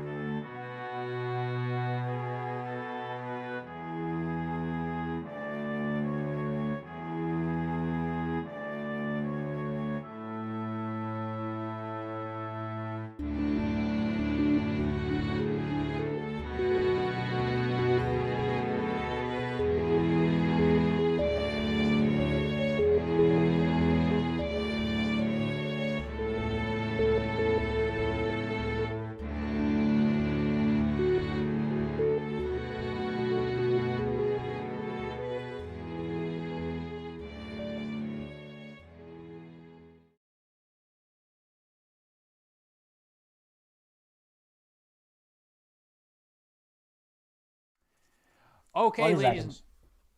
ladies and gentlemen, we are back. I got to talking about my tea. So just so that everybody at home knows this, I have to say this because it's part of the program. I have a Diet Coke addiction, and I've been drinking a lot of tea at games recently. And what I found out, because I'm ignorant of tea, is that tea has a lot of caffeine in it. And I drank so much tea that Monday night I slept at most maybe 15 minutes. And I'm a teacher, so I was up all day, I was up all night, and then I was up all the rest of the day because I was teaching classes, and I went to bed at like 8:30. Oh, that's good. I am a teacher. One of my players just put that, Vesper just put that in the chat. But at any rate, we are back here for your entertainment, ladies and gentlemen. So when we last left our group of heroes, they had proposed an idea to Jim and to Xian and to the third mysterious non-player character with a sort of bleached white visage. They had proposed the idea of taking the fight to the bad guys, and they were not 100% receptive to this. But at this point, I'm going to say that unless you gentlemen have something further you wanted to discuss, they're going to show you to to a group of rooms where you can kind of discuss things freely among yourselves and just take a moment. But they're not doing anything to push to keep you there. You can also just go out and grab some fresh air if you want to go out and walk around in Boston. What would you like to do at this point? Two things. Number one, watch Jim's reaction to what the wrong guy said. Yeah. Right before we cut back. And then number two is to finally actually get that guy's name. The guy's name is Knife, Knife. And you overhear it in the conversation. I probably should have mentioned it, but he keeps being referred to as Knife. And then Jim's reaction is, it looks like he has said this many times before, but this time is maybe the best evidence for an intervention. Did anyone else wish to observe something about the final moment? Is an intervention different than an intrusion? Yes. Yes. Question. That is it's a niche within a niche within a niche. I'll give you 1 XP for that. It's a role playing. Oh, you nominate him? All right. Yep. Take an XP. Seconded. All right, excellent. Yeah, it's a niche within a niche within a niche. That's a role playing joke within a cipher nerd joke. All right then. So with that, Knife shows you to a few rooms, nothing super special. They're very beautiful for an underground network of passages beneath Boston. Every once in a while, they rattle with the vibrations of the subway system. And maybe there's a little bit of, they're a little cold and dank perhaps as well. And he leaves you unless you wanted to talk to him. Knife or Jim? Knife. He seems to be in our field, right? Before you go, how were you with Coatsworth and the woman before? Were you finding Pascal? How did you get stuck in that situation? He tells you the story of... Well, he doesn't tell you a story. He tells you that basically one of his jobs as one of the warriors around here is to look for stranded Vagavurians or resurrected Vagavurians and to help them. And one of the Vagavurians that one of the Vagavurians that he had eventually found was Pascal. And Pascal was someone that they were looking for, and they had sort of realized was able to see and find and kind of hunt out Vagavurians that were slumbering. And so at that point, he tells you that how he found him and how he was doing his best to protect him and how he had been worked into a corner by Coatsworth. And that is why, essentially, they were caught with Coatsworth all those games ago. He had actually been confronted by Coatsworth, and Mother as well was there at the time. So basically, they were trying to help Pascal, is what he explained. And then you intervened and showed up and kind of interrupted at a very key point. That is one of the reasons why, you were one of the people, or he is one of the people that vouches at least for your intentions. What do you know of Coatsworth? Nobody seems to want to pin down who this guy is. So again, he tells you that Coatsworth is almost a legend at this point, but he is a pariah among pariahs, and he did something awful or horrible. Many people say that he sold out the Fierce Brood. Other people say that it was nothing more than an affair with the wrong person. Some people say it was murder. But what exactly it was, no one knows, and it's just sort of descended into a legend at this point. But is he the cause of your downfall as a brood? He doesn't believe so. He explains that Coatsworth is someone that emerged to prominence later on. He was trying to profit off of the downfall to some extent? Perhaps. It could have been that. Only perhaps Coatsworth really knows.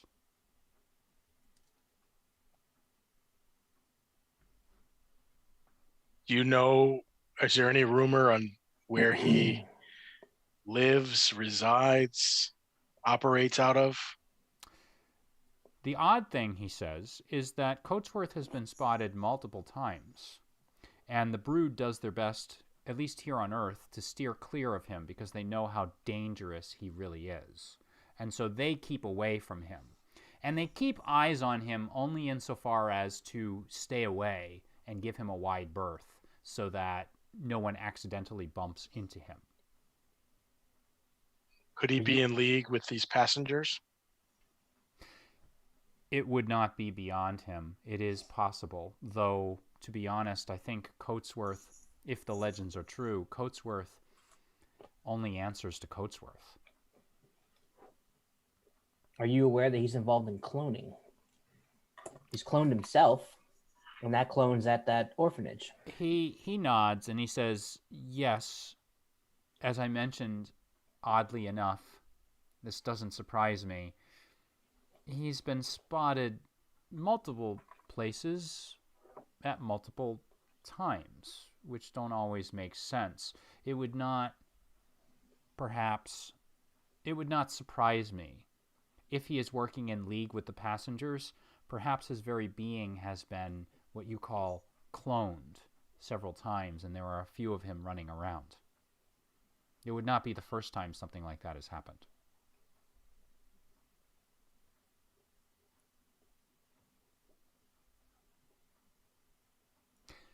So if there aren't any further questions, he basically, as he's going to close the door to kind of like give you a moment to talk to each other, he looks up and down the hall. What do you propose to do? There are those of us here that wish to intervene. We might be willing to join you. I have seen what you can do, and he points to Vesper. And you all have that look to you, that special look that tells me you're capable of doing things that other humans can't. What are you prepared to do? What's your plan?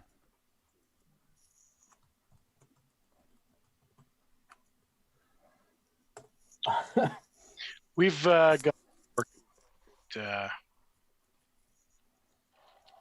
I think our next step is the orphanage. His eyes light up. It's a good That choice. and then the distillery. And the distillery. We need to know what they're producing there and what they're shipping back out. Might I make a suggestion? Please. I would say for now, focus on the children. It's a personal thing with me. As I mentioned, I am one of the scouts, one of the warriors that goes out to find those in need. But the more recruits we have, the better off we are. Additionally, isn't it just the right thing to do? Yeah, that's why we're leaning that way. What can we do with the children? Could we bring them here? Here. Yes. Okay. If you could do that. And you get the feeling from talking to him that he's genuine. He just has this mission. He's, probably one of those few warriors that Jim talked about that goes out on these expeditions looking for stranded Vagaburians or souls that are in need or help. And he brings them back. Perhaps if you told me where this place is, I might scout it out and give you the information you need to make your final decision. Yeah, we'll give him the addresses of both of them. He takes Sunshine them, and the distillery. He takes them greedily. Excellent. Beware of the Sunshine House. It exists between worlds. Mm-hmm. And the basement is where the basement is where the cloning, breeding, The lab is. whatever operation is taking place is in the basement. The rest of it, the rest of it is an orphanage where they make shoes, believe it or not. He chuckles at that. All right, then, I'll be careful. Will you be here tonight? Let's hope so. All right, then. I'll go check it out, as you humans say. And then I'll be in touch. I'll look for you later on. Okay. Until then, let me know if there's anything you need. Can we talk to him about the right way to get in and out? The right way to get in and out of? Of the safe house where we're staying. Oh, yeah. So he takes you on a little tour. He shows you around. You have a basic idea of how to get in and out of the facility. And it's rather vast and twisty. There is why aren't we saying these things out loud? Someone in the chat just mentioned that this knife is a sharp guy. So at this point, he gives you a basic rundown. He introduces you to a few non-player characters all throughout the facility, familiarizes you with it. And as a matter of fact... Does that include the kitchen? Yes. There you go, Murph. And the continental breakfast as well. And then he leaves you to whatever you'd like to do at this point, and then steps away. So you guys are kind of free now to privately discuss what you would like to do and all of that stuff. I know there had been, so apparently the players had a private chat in the last few weeks. So I'm kind of wondering, now is a time when you could kind of reveal your private chat plan talk or whatever you're thinking of. Well, I think it was step one, go to the orphanage, Step 2, and then step 3 was profit. Right. Profit? But other than that, I don't know what we have. Profit? We just have to figure out the middle part. And it's great. Oh, okay. And it's golden. Succeed is the end. Start doing it is the beginning. But then the actual middle, that's all you have to figure out. That's what we've been doing for 16 games. It's sort of true. That is sort of true. Yeah, I agree. I was not personally privy to the chat at the time. You were. Temporarily, I was not involved. But so y'all can fill me in. Take out the orphanage. That didn't sound right. You might want to rephrase that. Well, all right. Burn that shit to the ground. Well, yeah. It's not right. Files. They've got records. They've got that weird refrigerator that Z saw. There was an awful lot of talk about souls, almost tongue-in-cheek when we were there. And then yesterday, or not yesterday, yesterday, or earlier today, when we were talking about the creatures who absorbed souls or devoured souls.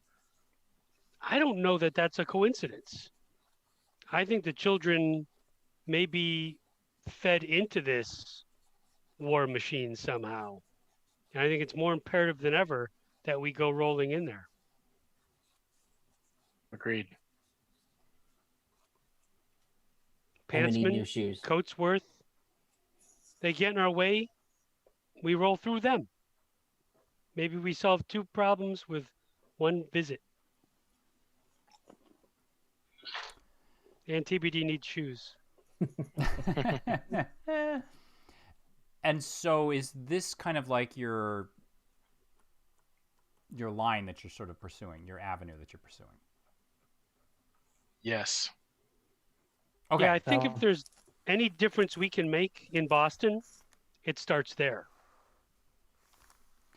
So the evening or the daytime turns into evening, and then at a certain point, many of the FiERCE BRooD, many of the children actually come up to kind of chat with you and talk.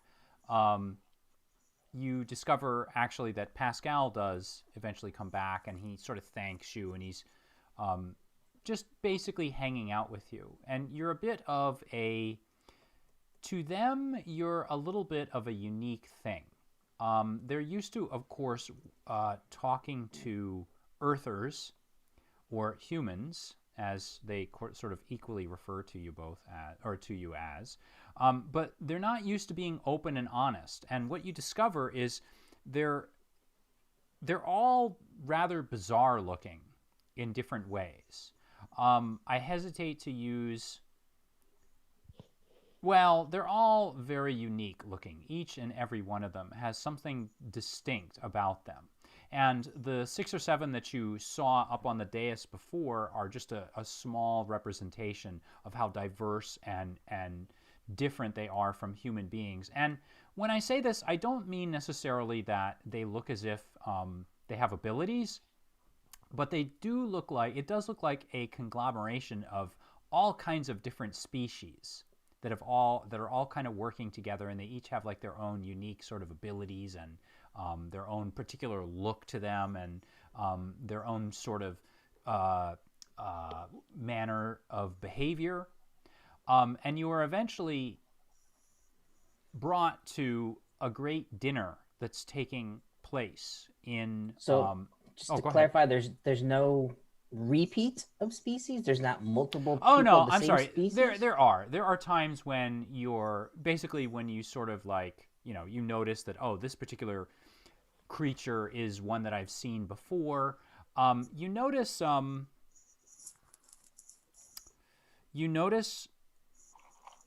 the tippets, which are the creatures from a while ago, one that Vesper talked to. It kind of looks like this animatronic sort of like posable model kit of a creature that can kind of turn, and when it turns, it disappears for a moment. It's sort of like flat and angular. You also notice another creature that looks like And I think you've encountered these before, I want to say. Or maybe you saw them in a book, but you encounter a creature called an operati. An operati is a kind of a machine-like creature that is the color a deep black, not unlike an oil slick. And as you're looking at the skin of the creature, it looks like you see rainbow sort of effects as they move across their bodies. And so you do oftentimes see the same species repeated a few times, but they don't look like they're any one sort of orderly species, but they're just a group, a patchwork of different species that are here surviving together. You're taken to what would probably be the equivalent of their banquet hall, where there are just rows and rows of tables that are stunningly set up in some basement underground somewhere. And there are columns every so often, and looking up at like the ceiling, you get a little bit of a nervous feeling as if, well, maybe this isn't up to code or up to standard. And it just sort of feels like it might collapse at any moment. And if any of you are claustrophobic at all, or maybe nervous about that, now's the time probably to be nervous. And food is distributed and people are eating, and you actually catch a glance of Madeline, who's there. And Madeline comes up to you, and she sits down across from you, and she is rather stunned. And she's so shocked and surprised to be in such a strange place that she almost seems like she's in disbelief. And she looks at you, Murphy, and you, Z, as the initial entry point into this adventure, into this story for her. And she just says, "My God, have you seen them all? What are these creatures? Where have you taken me? Can you say nothing?" Vagavurian, for as much as that means. I think we found out that means they're everybody in a much grander scale than we could ever imagine. I knew that something was going on, but nothing, absolutely nothing like this. This is madness almost. But do you feel it? There's also an excitement or an energy to it.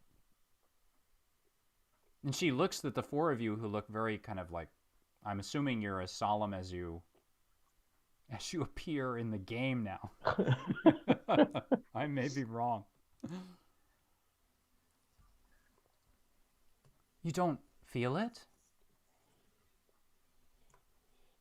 Oh. No. She pauses. All right, well, I thought I'd just visit you. And she looks down, and you notice that the skin dog is like sitting there at her side, and she strokes it. And then she stands and says, "Well, Wait, Madeline, wait. This seems as good a time as any. We're planning on taking out the Sunshine House." That gets her attention. What do you mean? We need to go there, and we need to help the children. We need to find out more about what's happening in Pantsman's secret room, his lab. We need to find some information that we believe it's stored there. We feel like we have to go on in and find out what's happening. She pauses at that. Well, what are you going to do to the children? The thought is that we're there to rescue them and bring them back here. She nods. To be honest, I was a little afraid to face the truth.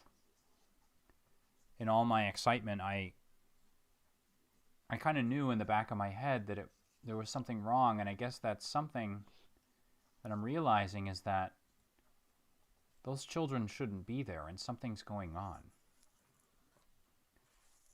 but I don't know how we can help. I mean, just a few hours ago, I was ready to leave. I mean, now I don't know what I could ever do to help. What other information do you have about the staff that is there and their comings and goings? I know everything. Everything that goes on there is, as far as what's on paper, what's above the surface. I know the schedules of the staff, and I know that where the children are at certain times of day. You're on mute, Steve. When is Pantsman most likely to be there? He does keep to a certain schedule. He's usually there later on in the evenings. I'm not sure what he's doing in the day, but he'll come in mid-afternoon, leave later on, 10, 11, 12 o'clock sometimes. And I feel we should be wary of Priscilla. Is that true? Yes, for sure. I have never quite... Well, yes, you should. Is she always there? Does she ever leave? She leaves. She keeps to a certain schedule on her own. I don't know where exactly she goes. I can give you the details. At least what the schedules were as of a few days ago. Since I've left, I don't know. They may have changed things. Right. Do you have a key to get in? I do. You have a key? Again, I do, but I'm not sure. For all I know, they've changed the locks.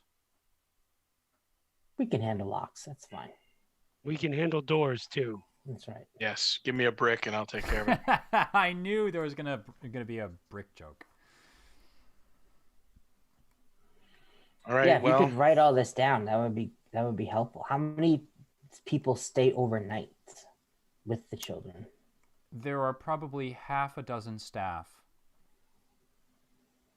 that are on duty every night that stay over with the children. And is it the same group or do they rotate? Now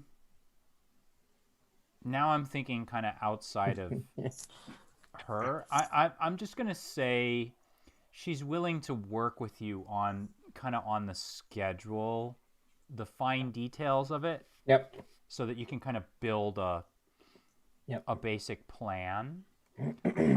But she tells you that it does rotate. It rotates from week to week because nobody wants night work, but usually the night work is for the newer staff members. But everybody has to do it because there have to be senior staff on duty in order to make sure everything goes smoothly.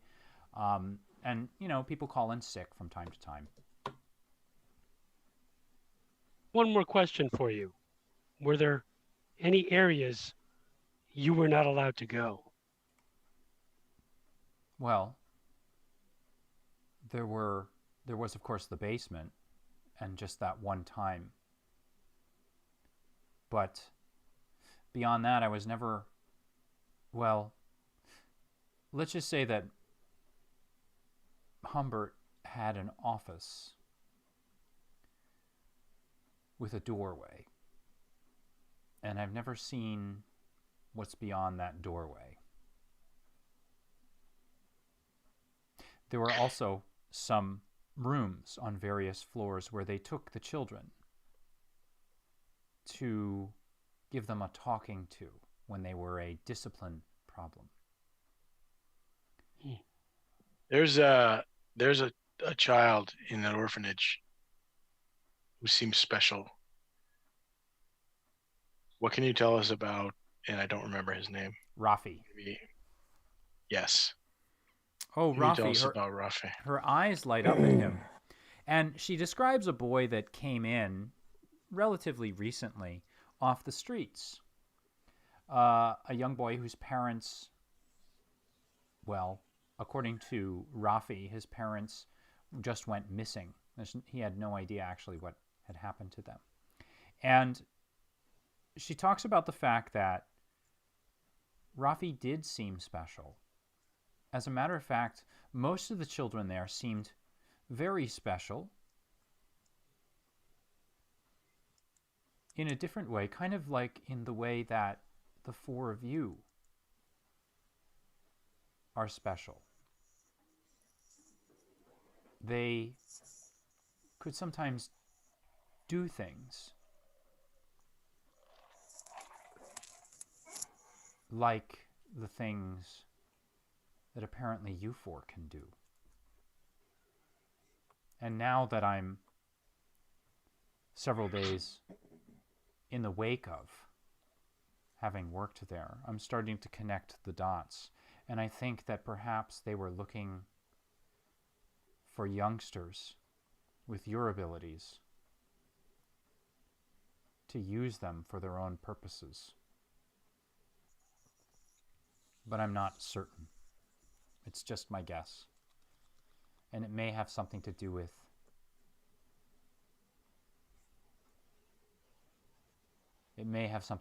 what's behind that door and what's in that basement.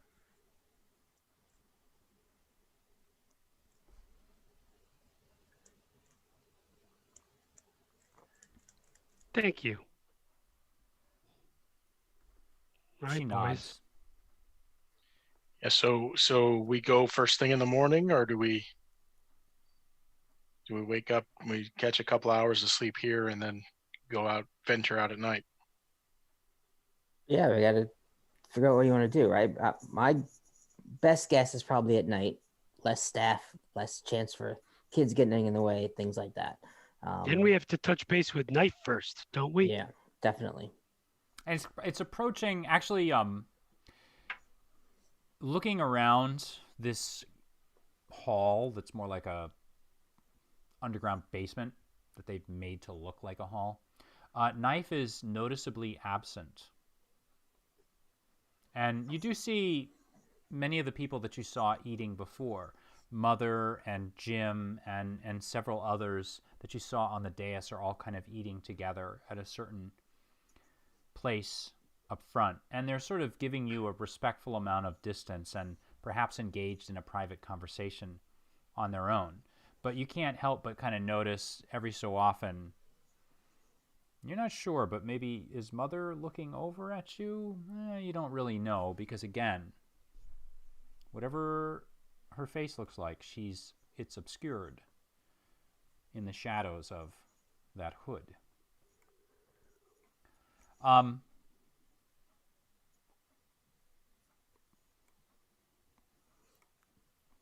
to anything? It's okay if not. We can fast forward. I feel like we need to wait for Knife, regardless of what we're gonna do, since he's said he's gonna be looking at it, and he's someone with info, at least probably on buildings like that. Some of the things we can't just discover from experiencing ourselves. Right. Is that unanimous then? Sure. So Yep. you make it through the dinner, and night, you assume, begins to come only because of your watches. There's nothing you can see here. And again, you continue to interact with the people. And again, though, it doesn't appear that the heads of the FiERCE BRooD here beneath Boston are interacting with you. They are probably giving you assume, your space. Nighttime comes. It's now 9 o'clock, 10 o'clock, 11 o'clock. Knife doesn't appear. And one thing I want to kind of remind you of, just to out of game, if you want to do any sort of recovery rolls and all of that stuff, you can kind of assume that through the day that has been happening. And I'm assuming that you would probably be at full charge at this point, for lack of a better term, just because more than 8 hours have passed. You've been down here for quite a while, and you are back up to full capacity. So it's about 11. Time is ticking by. I'm not sure if you guys want to get up to anything or if you want to Did just... you want to do go ahead, one call quick Farley? It looks like we got one vote for calling Farley and then one vote for one quick thing. Go for Farley. Go for Farley? Farley answers. He picks right up. He's there. I trust your accommodations are perhaps not what you're used to, but comfortable nonetheless. Yeah, they're very comfortable. Good. I'm glad to hear that. I've been talking to Jim, and he says that you've all been very hospitable, and you've been observing well, let's just say you've been very hospitable and respectful of Jim, and so I do appreciate that. Was there something you needed? Just wanted to check in, see if you knew anything more, to let you know that we appreciate the safe house, but I think eventually, if not in the very near future, we're not really going to be treating it as a safe house. We're going to want to be in a position to have a place that we can venture from and not get anybody else into trouble, because we're going to continue to deal with what's going on. The next step for us is the orphanage. This makes sense, of course, and I can arrange for something, but that's going to take some time. For now, though, this place will have to do. Now, can you explain something you just mentioned there? You said that the Sunshine House was next. What did you mean by that? Well, it's the next stop that has information and links to what the overall plans and actions are of Coatsworth. Okay, I got it. So as a game master, I was interpreting what you were saying was you're going to put a strike in on the safe house, and I was as Langdon, I was sort of thinking, wait a minute, you're going to go attack it without talking to me first? No. That's absolutely. The point of the call. Oh. So you're letting me know then this is what you're going to do. Correct. Do you have any advice? Do you have any additional support? Do you have additional information? I think this is a good idea, but I'm a little nervous by this. This would be, after all, your first job, your first major job for our society. I think it might be best. Have you run this by Jim, perchance? Not yet. I think you might want to do that. He did remark that you seemed rather excited about this idea of stopping the entire war, and while I do support that general idea, you have to remember there are only 4 of you, and there are perhaps thousands, if not hundreds of thousands of them. You need to walk before you run, as they say. Well, that's why we're starting small with the orphanage. Will you be working with anyone there? I do understand that Mother, Xian, and Knife seemed particularly taken with your idea. We'll certainly ask. Oh, you're going to lie to him. It wasn't a lie. We're waiting on Knife. Well, are you on the Octocom? I'm not. I'm just complaining that he's still not here. Well, rest up. I'm going to confer with my boss, and we'll see, first of all, what your next mission should be. But for now, perhaps you might want to lay low.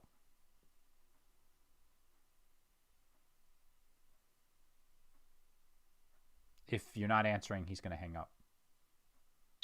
Yeah, that's fine. He hangs up. Oh, you seem so disappointed.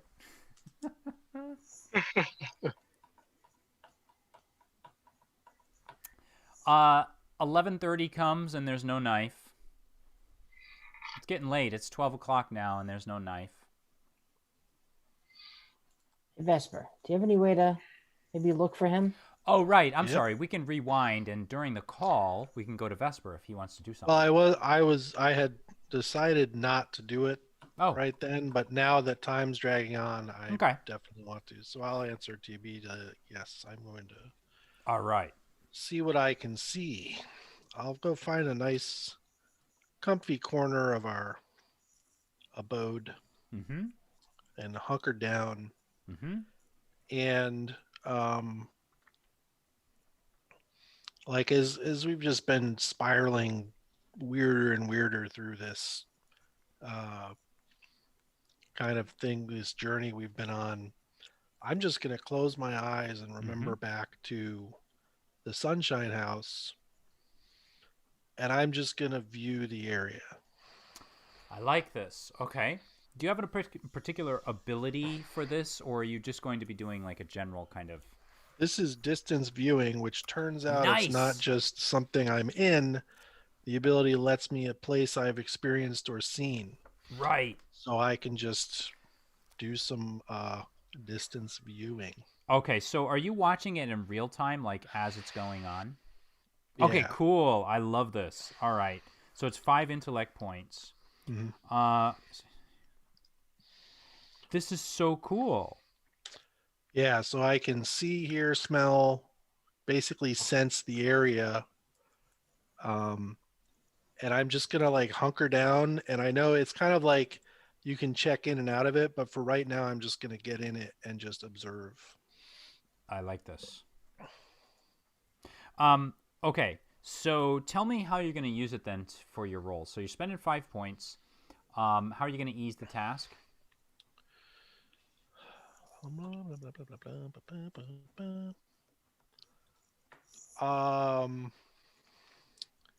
There's the ability. Let's do 2 levels of effort. Yeah. Gotta pick up expert skill.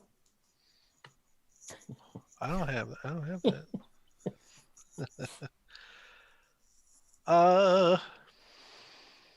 I got nothing else, I guess.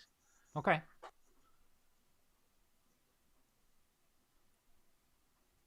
All right. Give it a roll. So 12. Okay.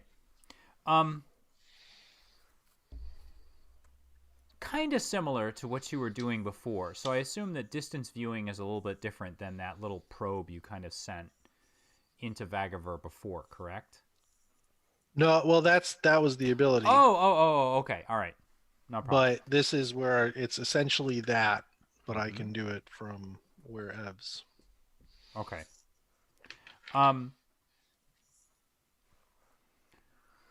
So, closing your eyes, you begin to shift, becoming aware of the fact that the human body is not the only place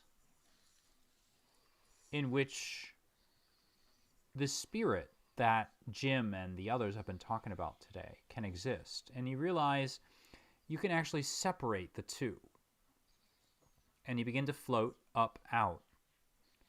And as you sort of watch behind you, you can see your body actually become, well, it just sort of, it looks rather lifeless as you move out of it, shift out of it.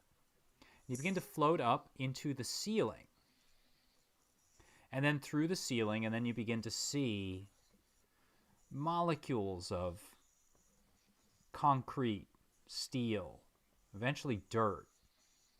And then you continue to float upward. And as you're floating upward, you begin to float through, well, the lobby of some building. And then you accelerate and you're passing through floors until you finally emerge on the roof of a building. And you can feel the cool night air on your ethereal body. And you pivot yourself vertically. And you just so slowly begin to rotate in place, looking out across all of Boston.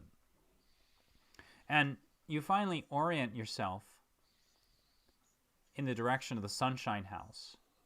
And now it sort of clicks into place that you don't have to go so slow. You know what you're doing now, and you accelerate quickly forward until you make your way across and over the rooftops of Boston, heading towards the Sunshine House. And then there it is, below you. And it takes you a moment, you shake your head, and you see again that the Sunshine House has that kind of negative space kind of folding to it. And what you realize, actually, as you're passing over the city, is that there are passages beneath the ground that are just filled with this negative space, as if there's some sort of network that exists in the underground. And the connection that you make here is it seems like there's a whole network of Vagavurian passages beneath Boston. And that's perhaps where you were before. That's the safe house. And looking down, you can actually see something going on. Something happening on the steps of the building. Now, is this body visible to others, or is it completely invisible?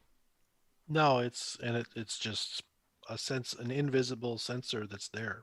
So not at that visible. point, I can be disconnected from it and just view the area. So then, looking around, you go in closely, and you move closer toward that front stoop. And what you see are a couple of police officers who are turning over a young boy to Priscilla. And they're having a quick conversation about where they found the boy, what he was doing. And the boy is asking to be taken back to his mother. And one of the police officers actually hits that boy and tells him to shut up. And then Priscilla laughs. And she grabs the boy by the scruff of the neck and roughly brings him in.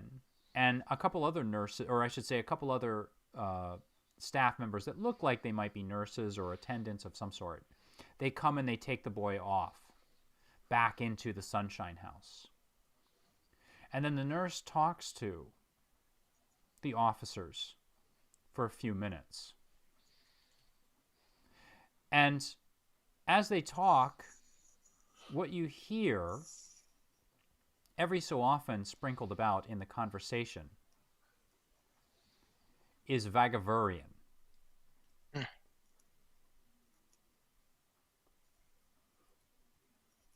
Is there anything you want to do beyond this? Because at this point, you've been, I think this lasts an hour, right? And this has been like, I don't know, 10 minutes at the most.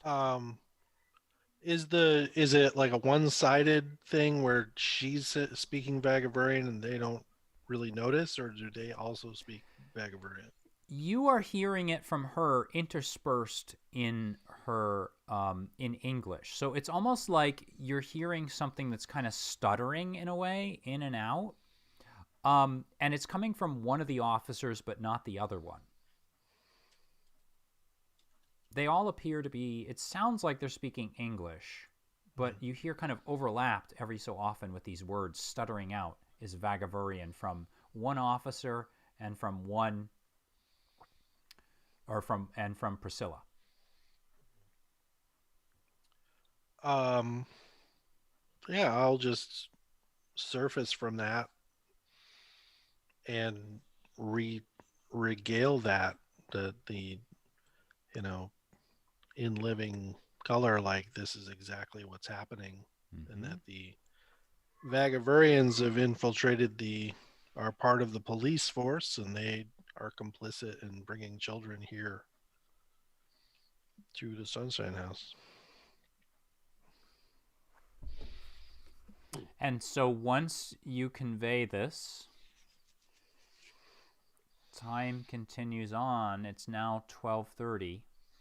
And I'll poke back in there just to see if there's just during this time we can fast forward just to see if like there's any sign of knife or any other activity. Yes. So that's kind of what I was going to say next was if I didn't know if you were just popping out and you didn't want to use the ability anymore, or if you wanted to just sort of me to fast forward through this next hour and you can kind of watch what's happening.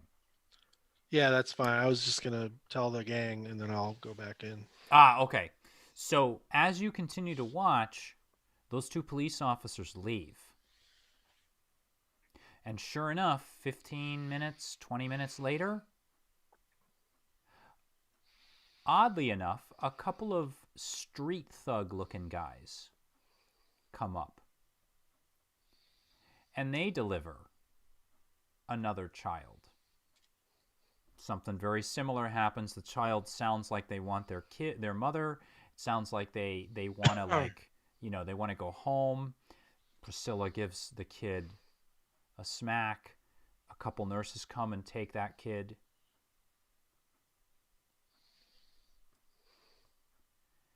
And then once this exchange happens, you hear that Vagavurian every so often. And then as you wait through the rest of that evening, nothing else happens. The Sunshine House is quiet. The doors don't open. I don't know if you want to go inside with this time. Can you do that? I don't know that I don't think I had been inside. Oh, okay. It's got to be someplace you've seen. Okay. I might be able to like go in the basement or something because I'd look through a window, but those were kind of seemed more dangerous to pass through at the time, so I'm not interested in doing that. Okay. So then we'll say that your time kind of expires here, and you've seen what you wanted to see, and then it's now 12:30, 12:45, something like that, and Knife has not come back.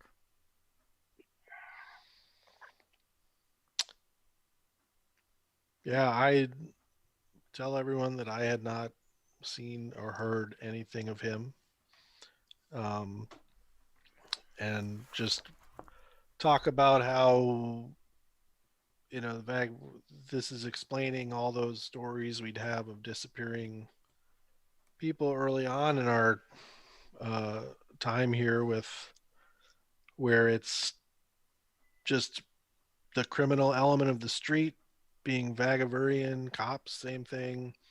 And they're definitely on a mission to be finding children to just churn through Sunshine House. And there's no sign of Knife.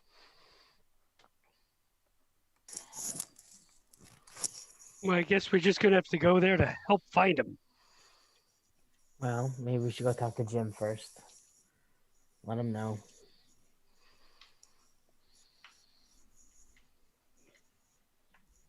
I don't like that guy.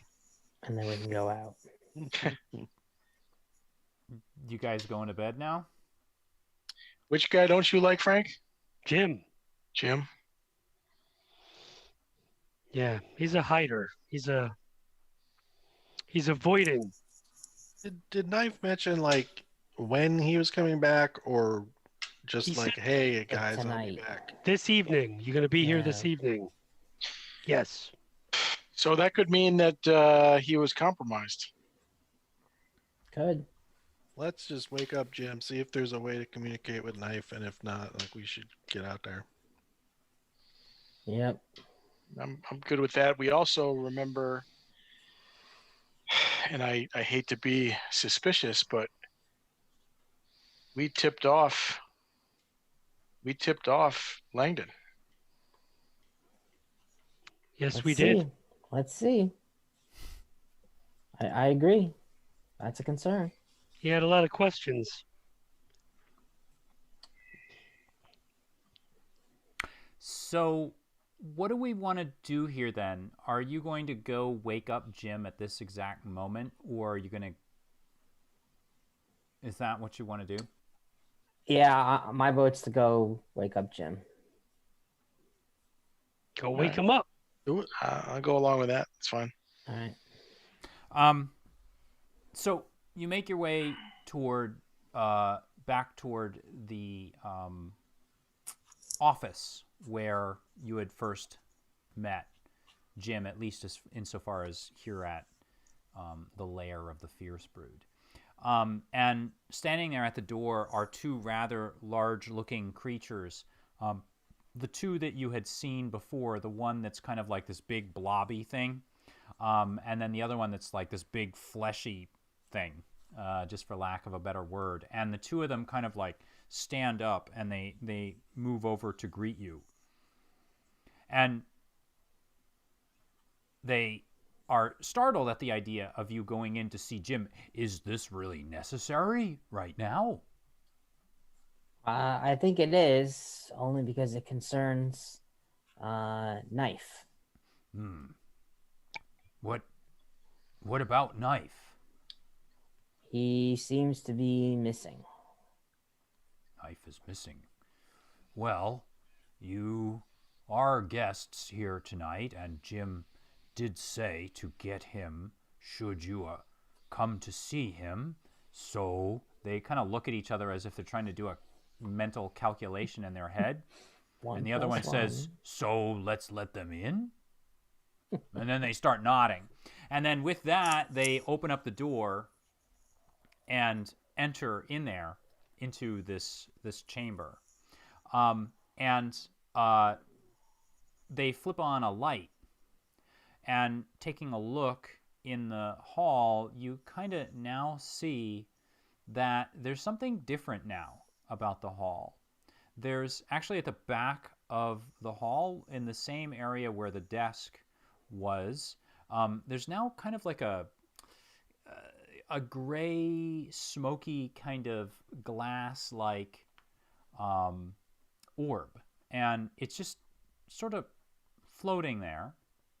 And one of the big blobs heads over to it and then sort of peeks inside, and he disappears. Like the front of his body disappears as he leans inward, and you get the feeling like he's sort of saying something to someone.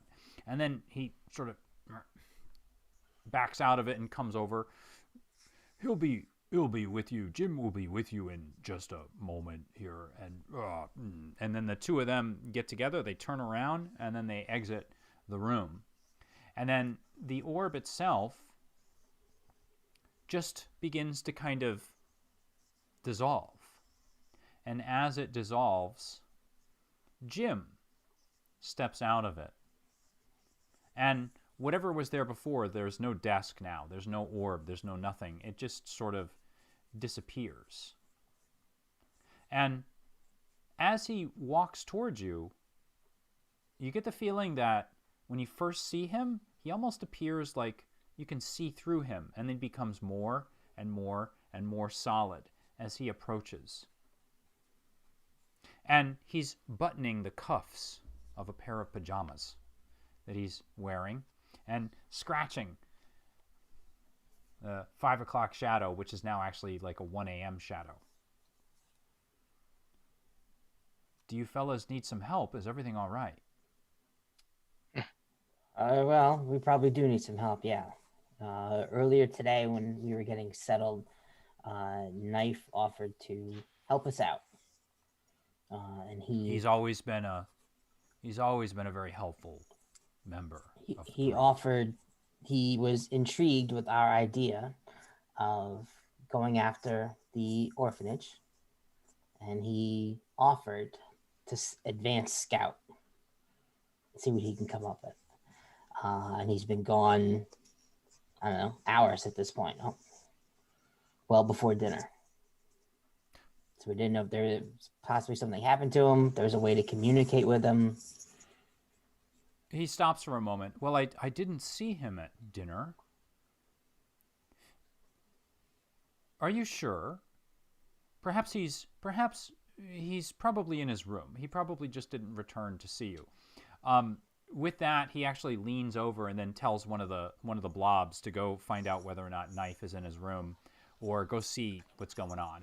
And the blob disappears. And when he eventually comes back, the blob shakes. What did you tell him to do exactly? Where did he... We didn't tell him to do anything. He offered, and he said he would go check it out for us. Oh, no. He went to the Sunshine House. That's our assumption. I don't know. I can only hope he... Why did you ask him to do this? We didn't. We accepted his offer. This is not good. This is not good at all. So you think that he's gone to the Sunshine House and most likely compromised.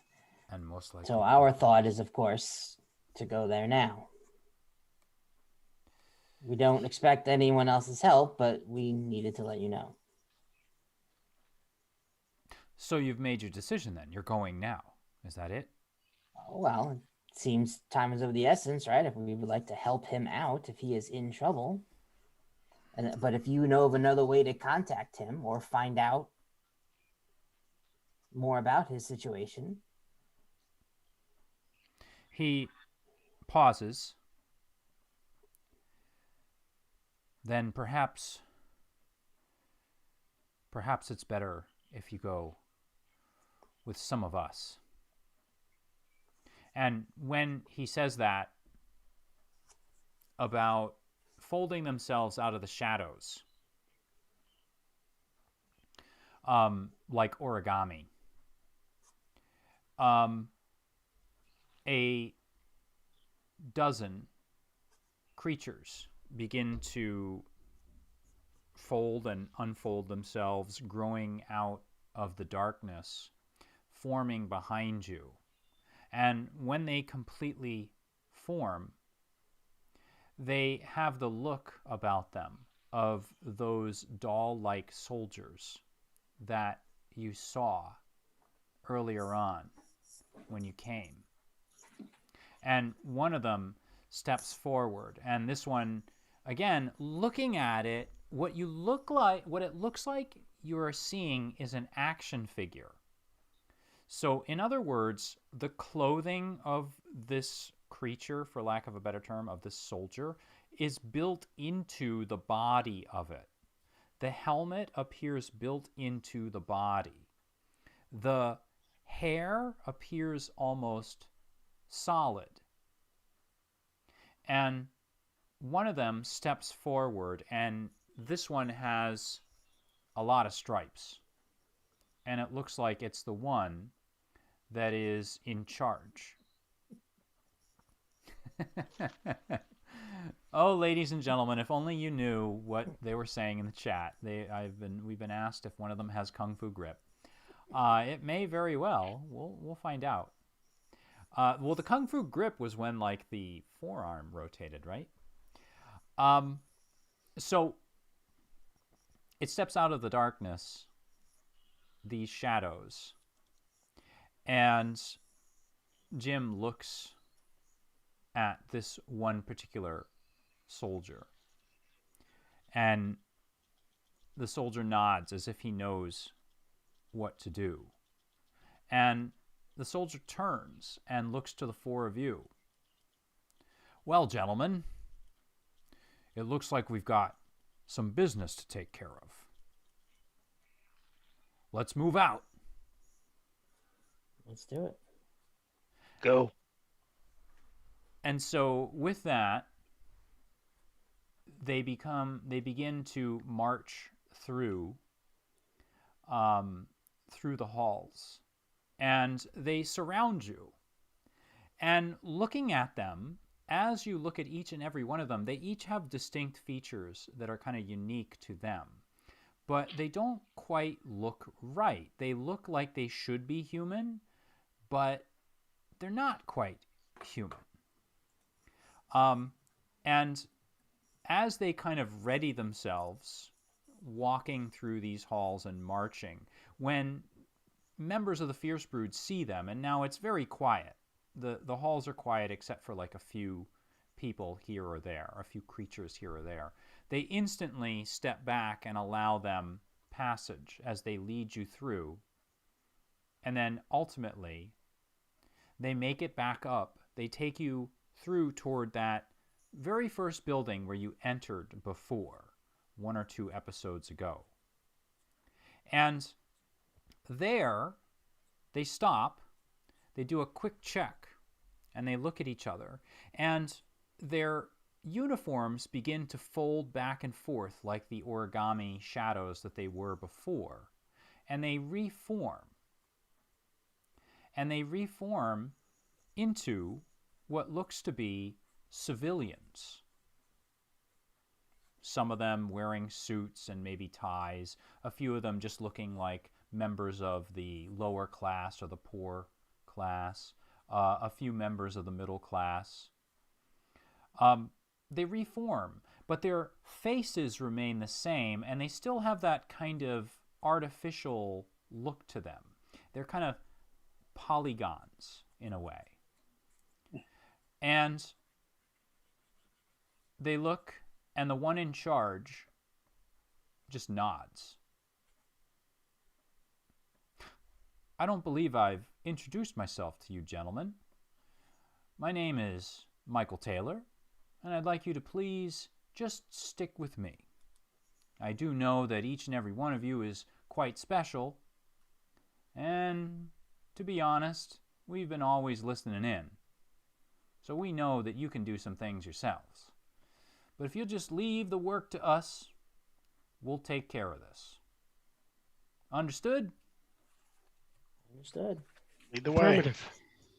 And so with that, they actually turn. They march out into the streets. And even though we're kind of getting something started here, I think it's a really good spot to kind of pause. Cut. For a moment. So thank you all very much for watching tonight.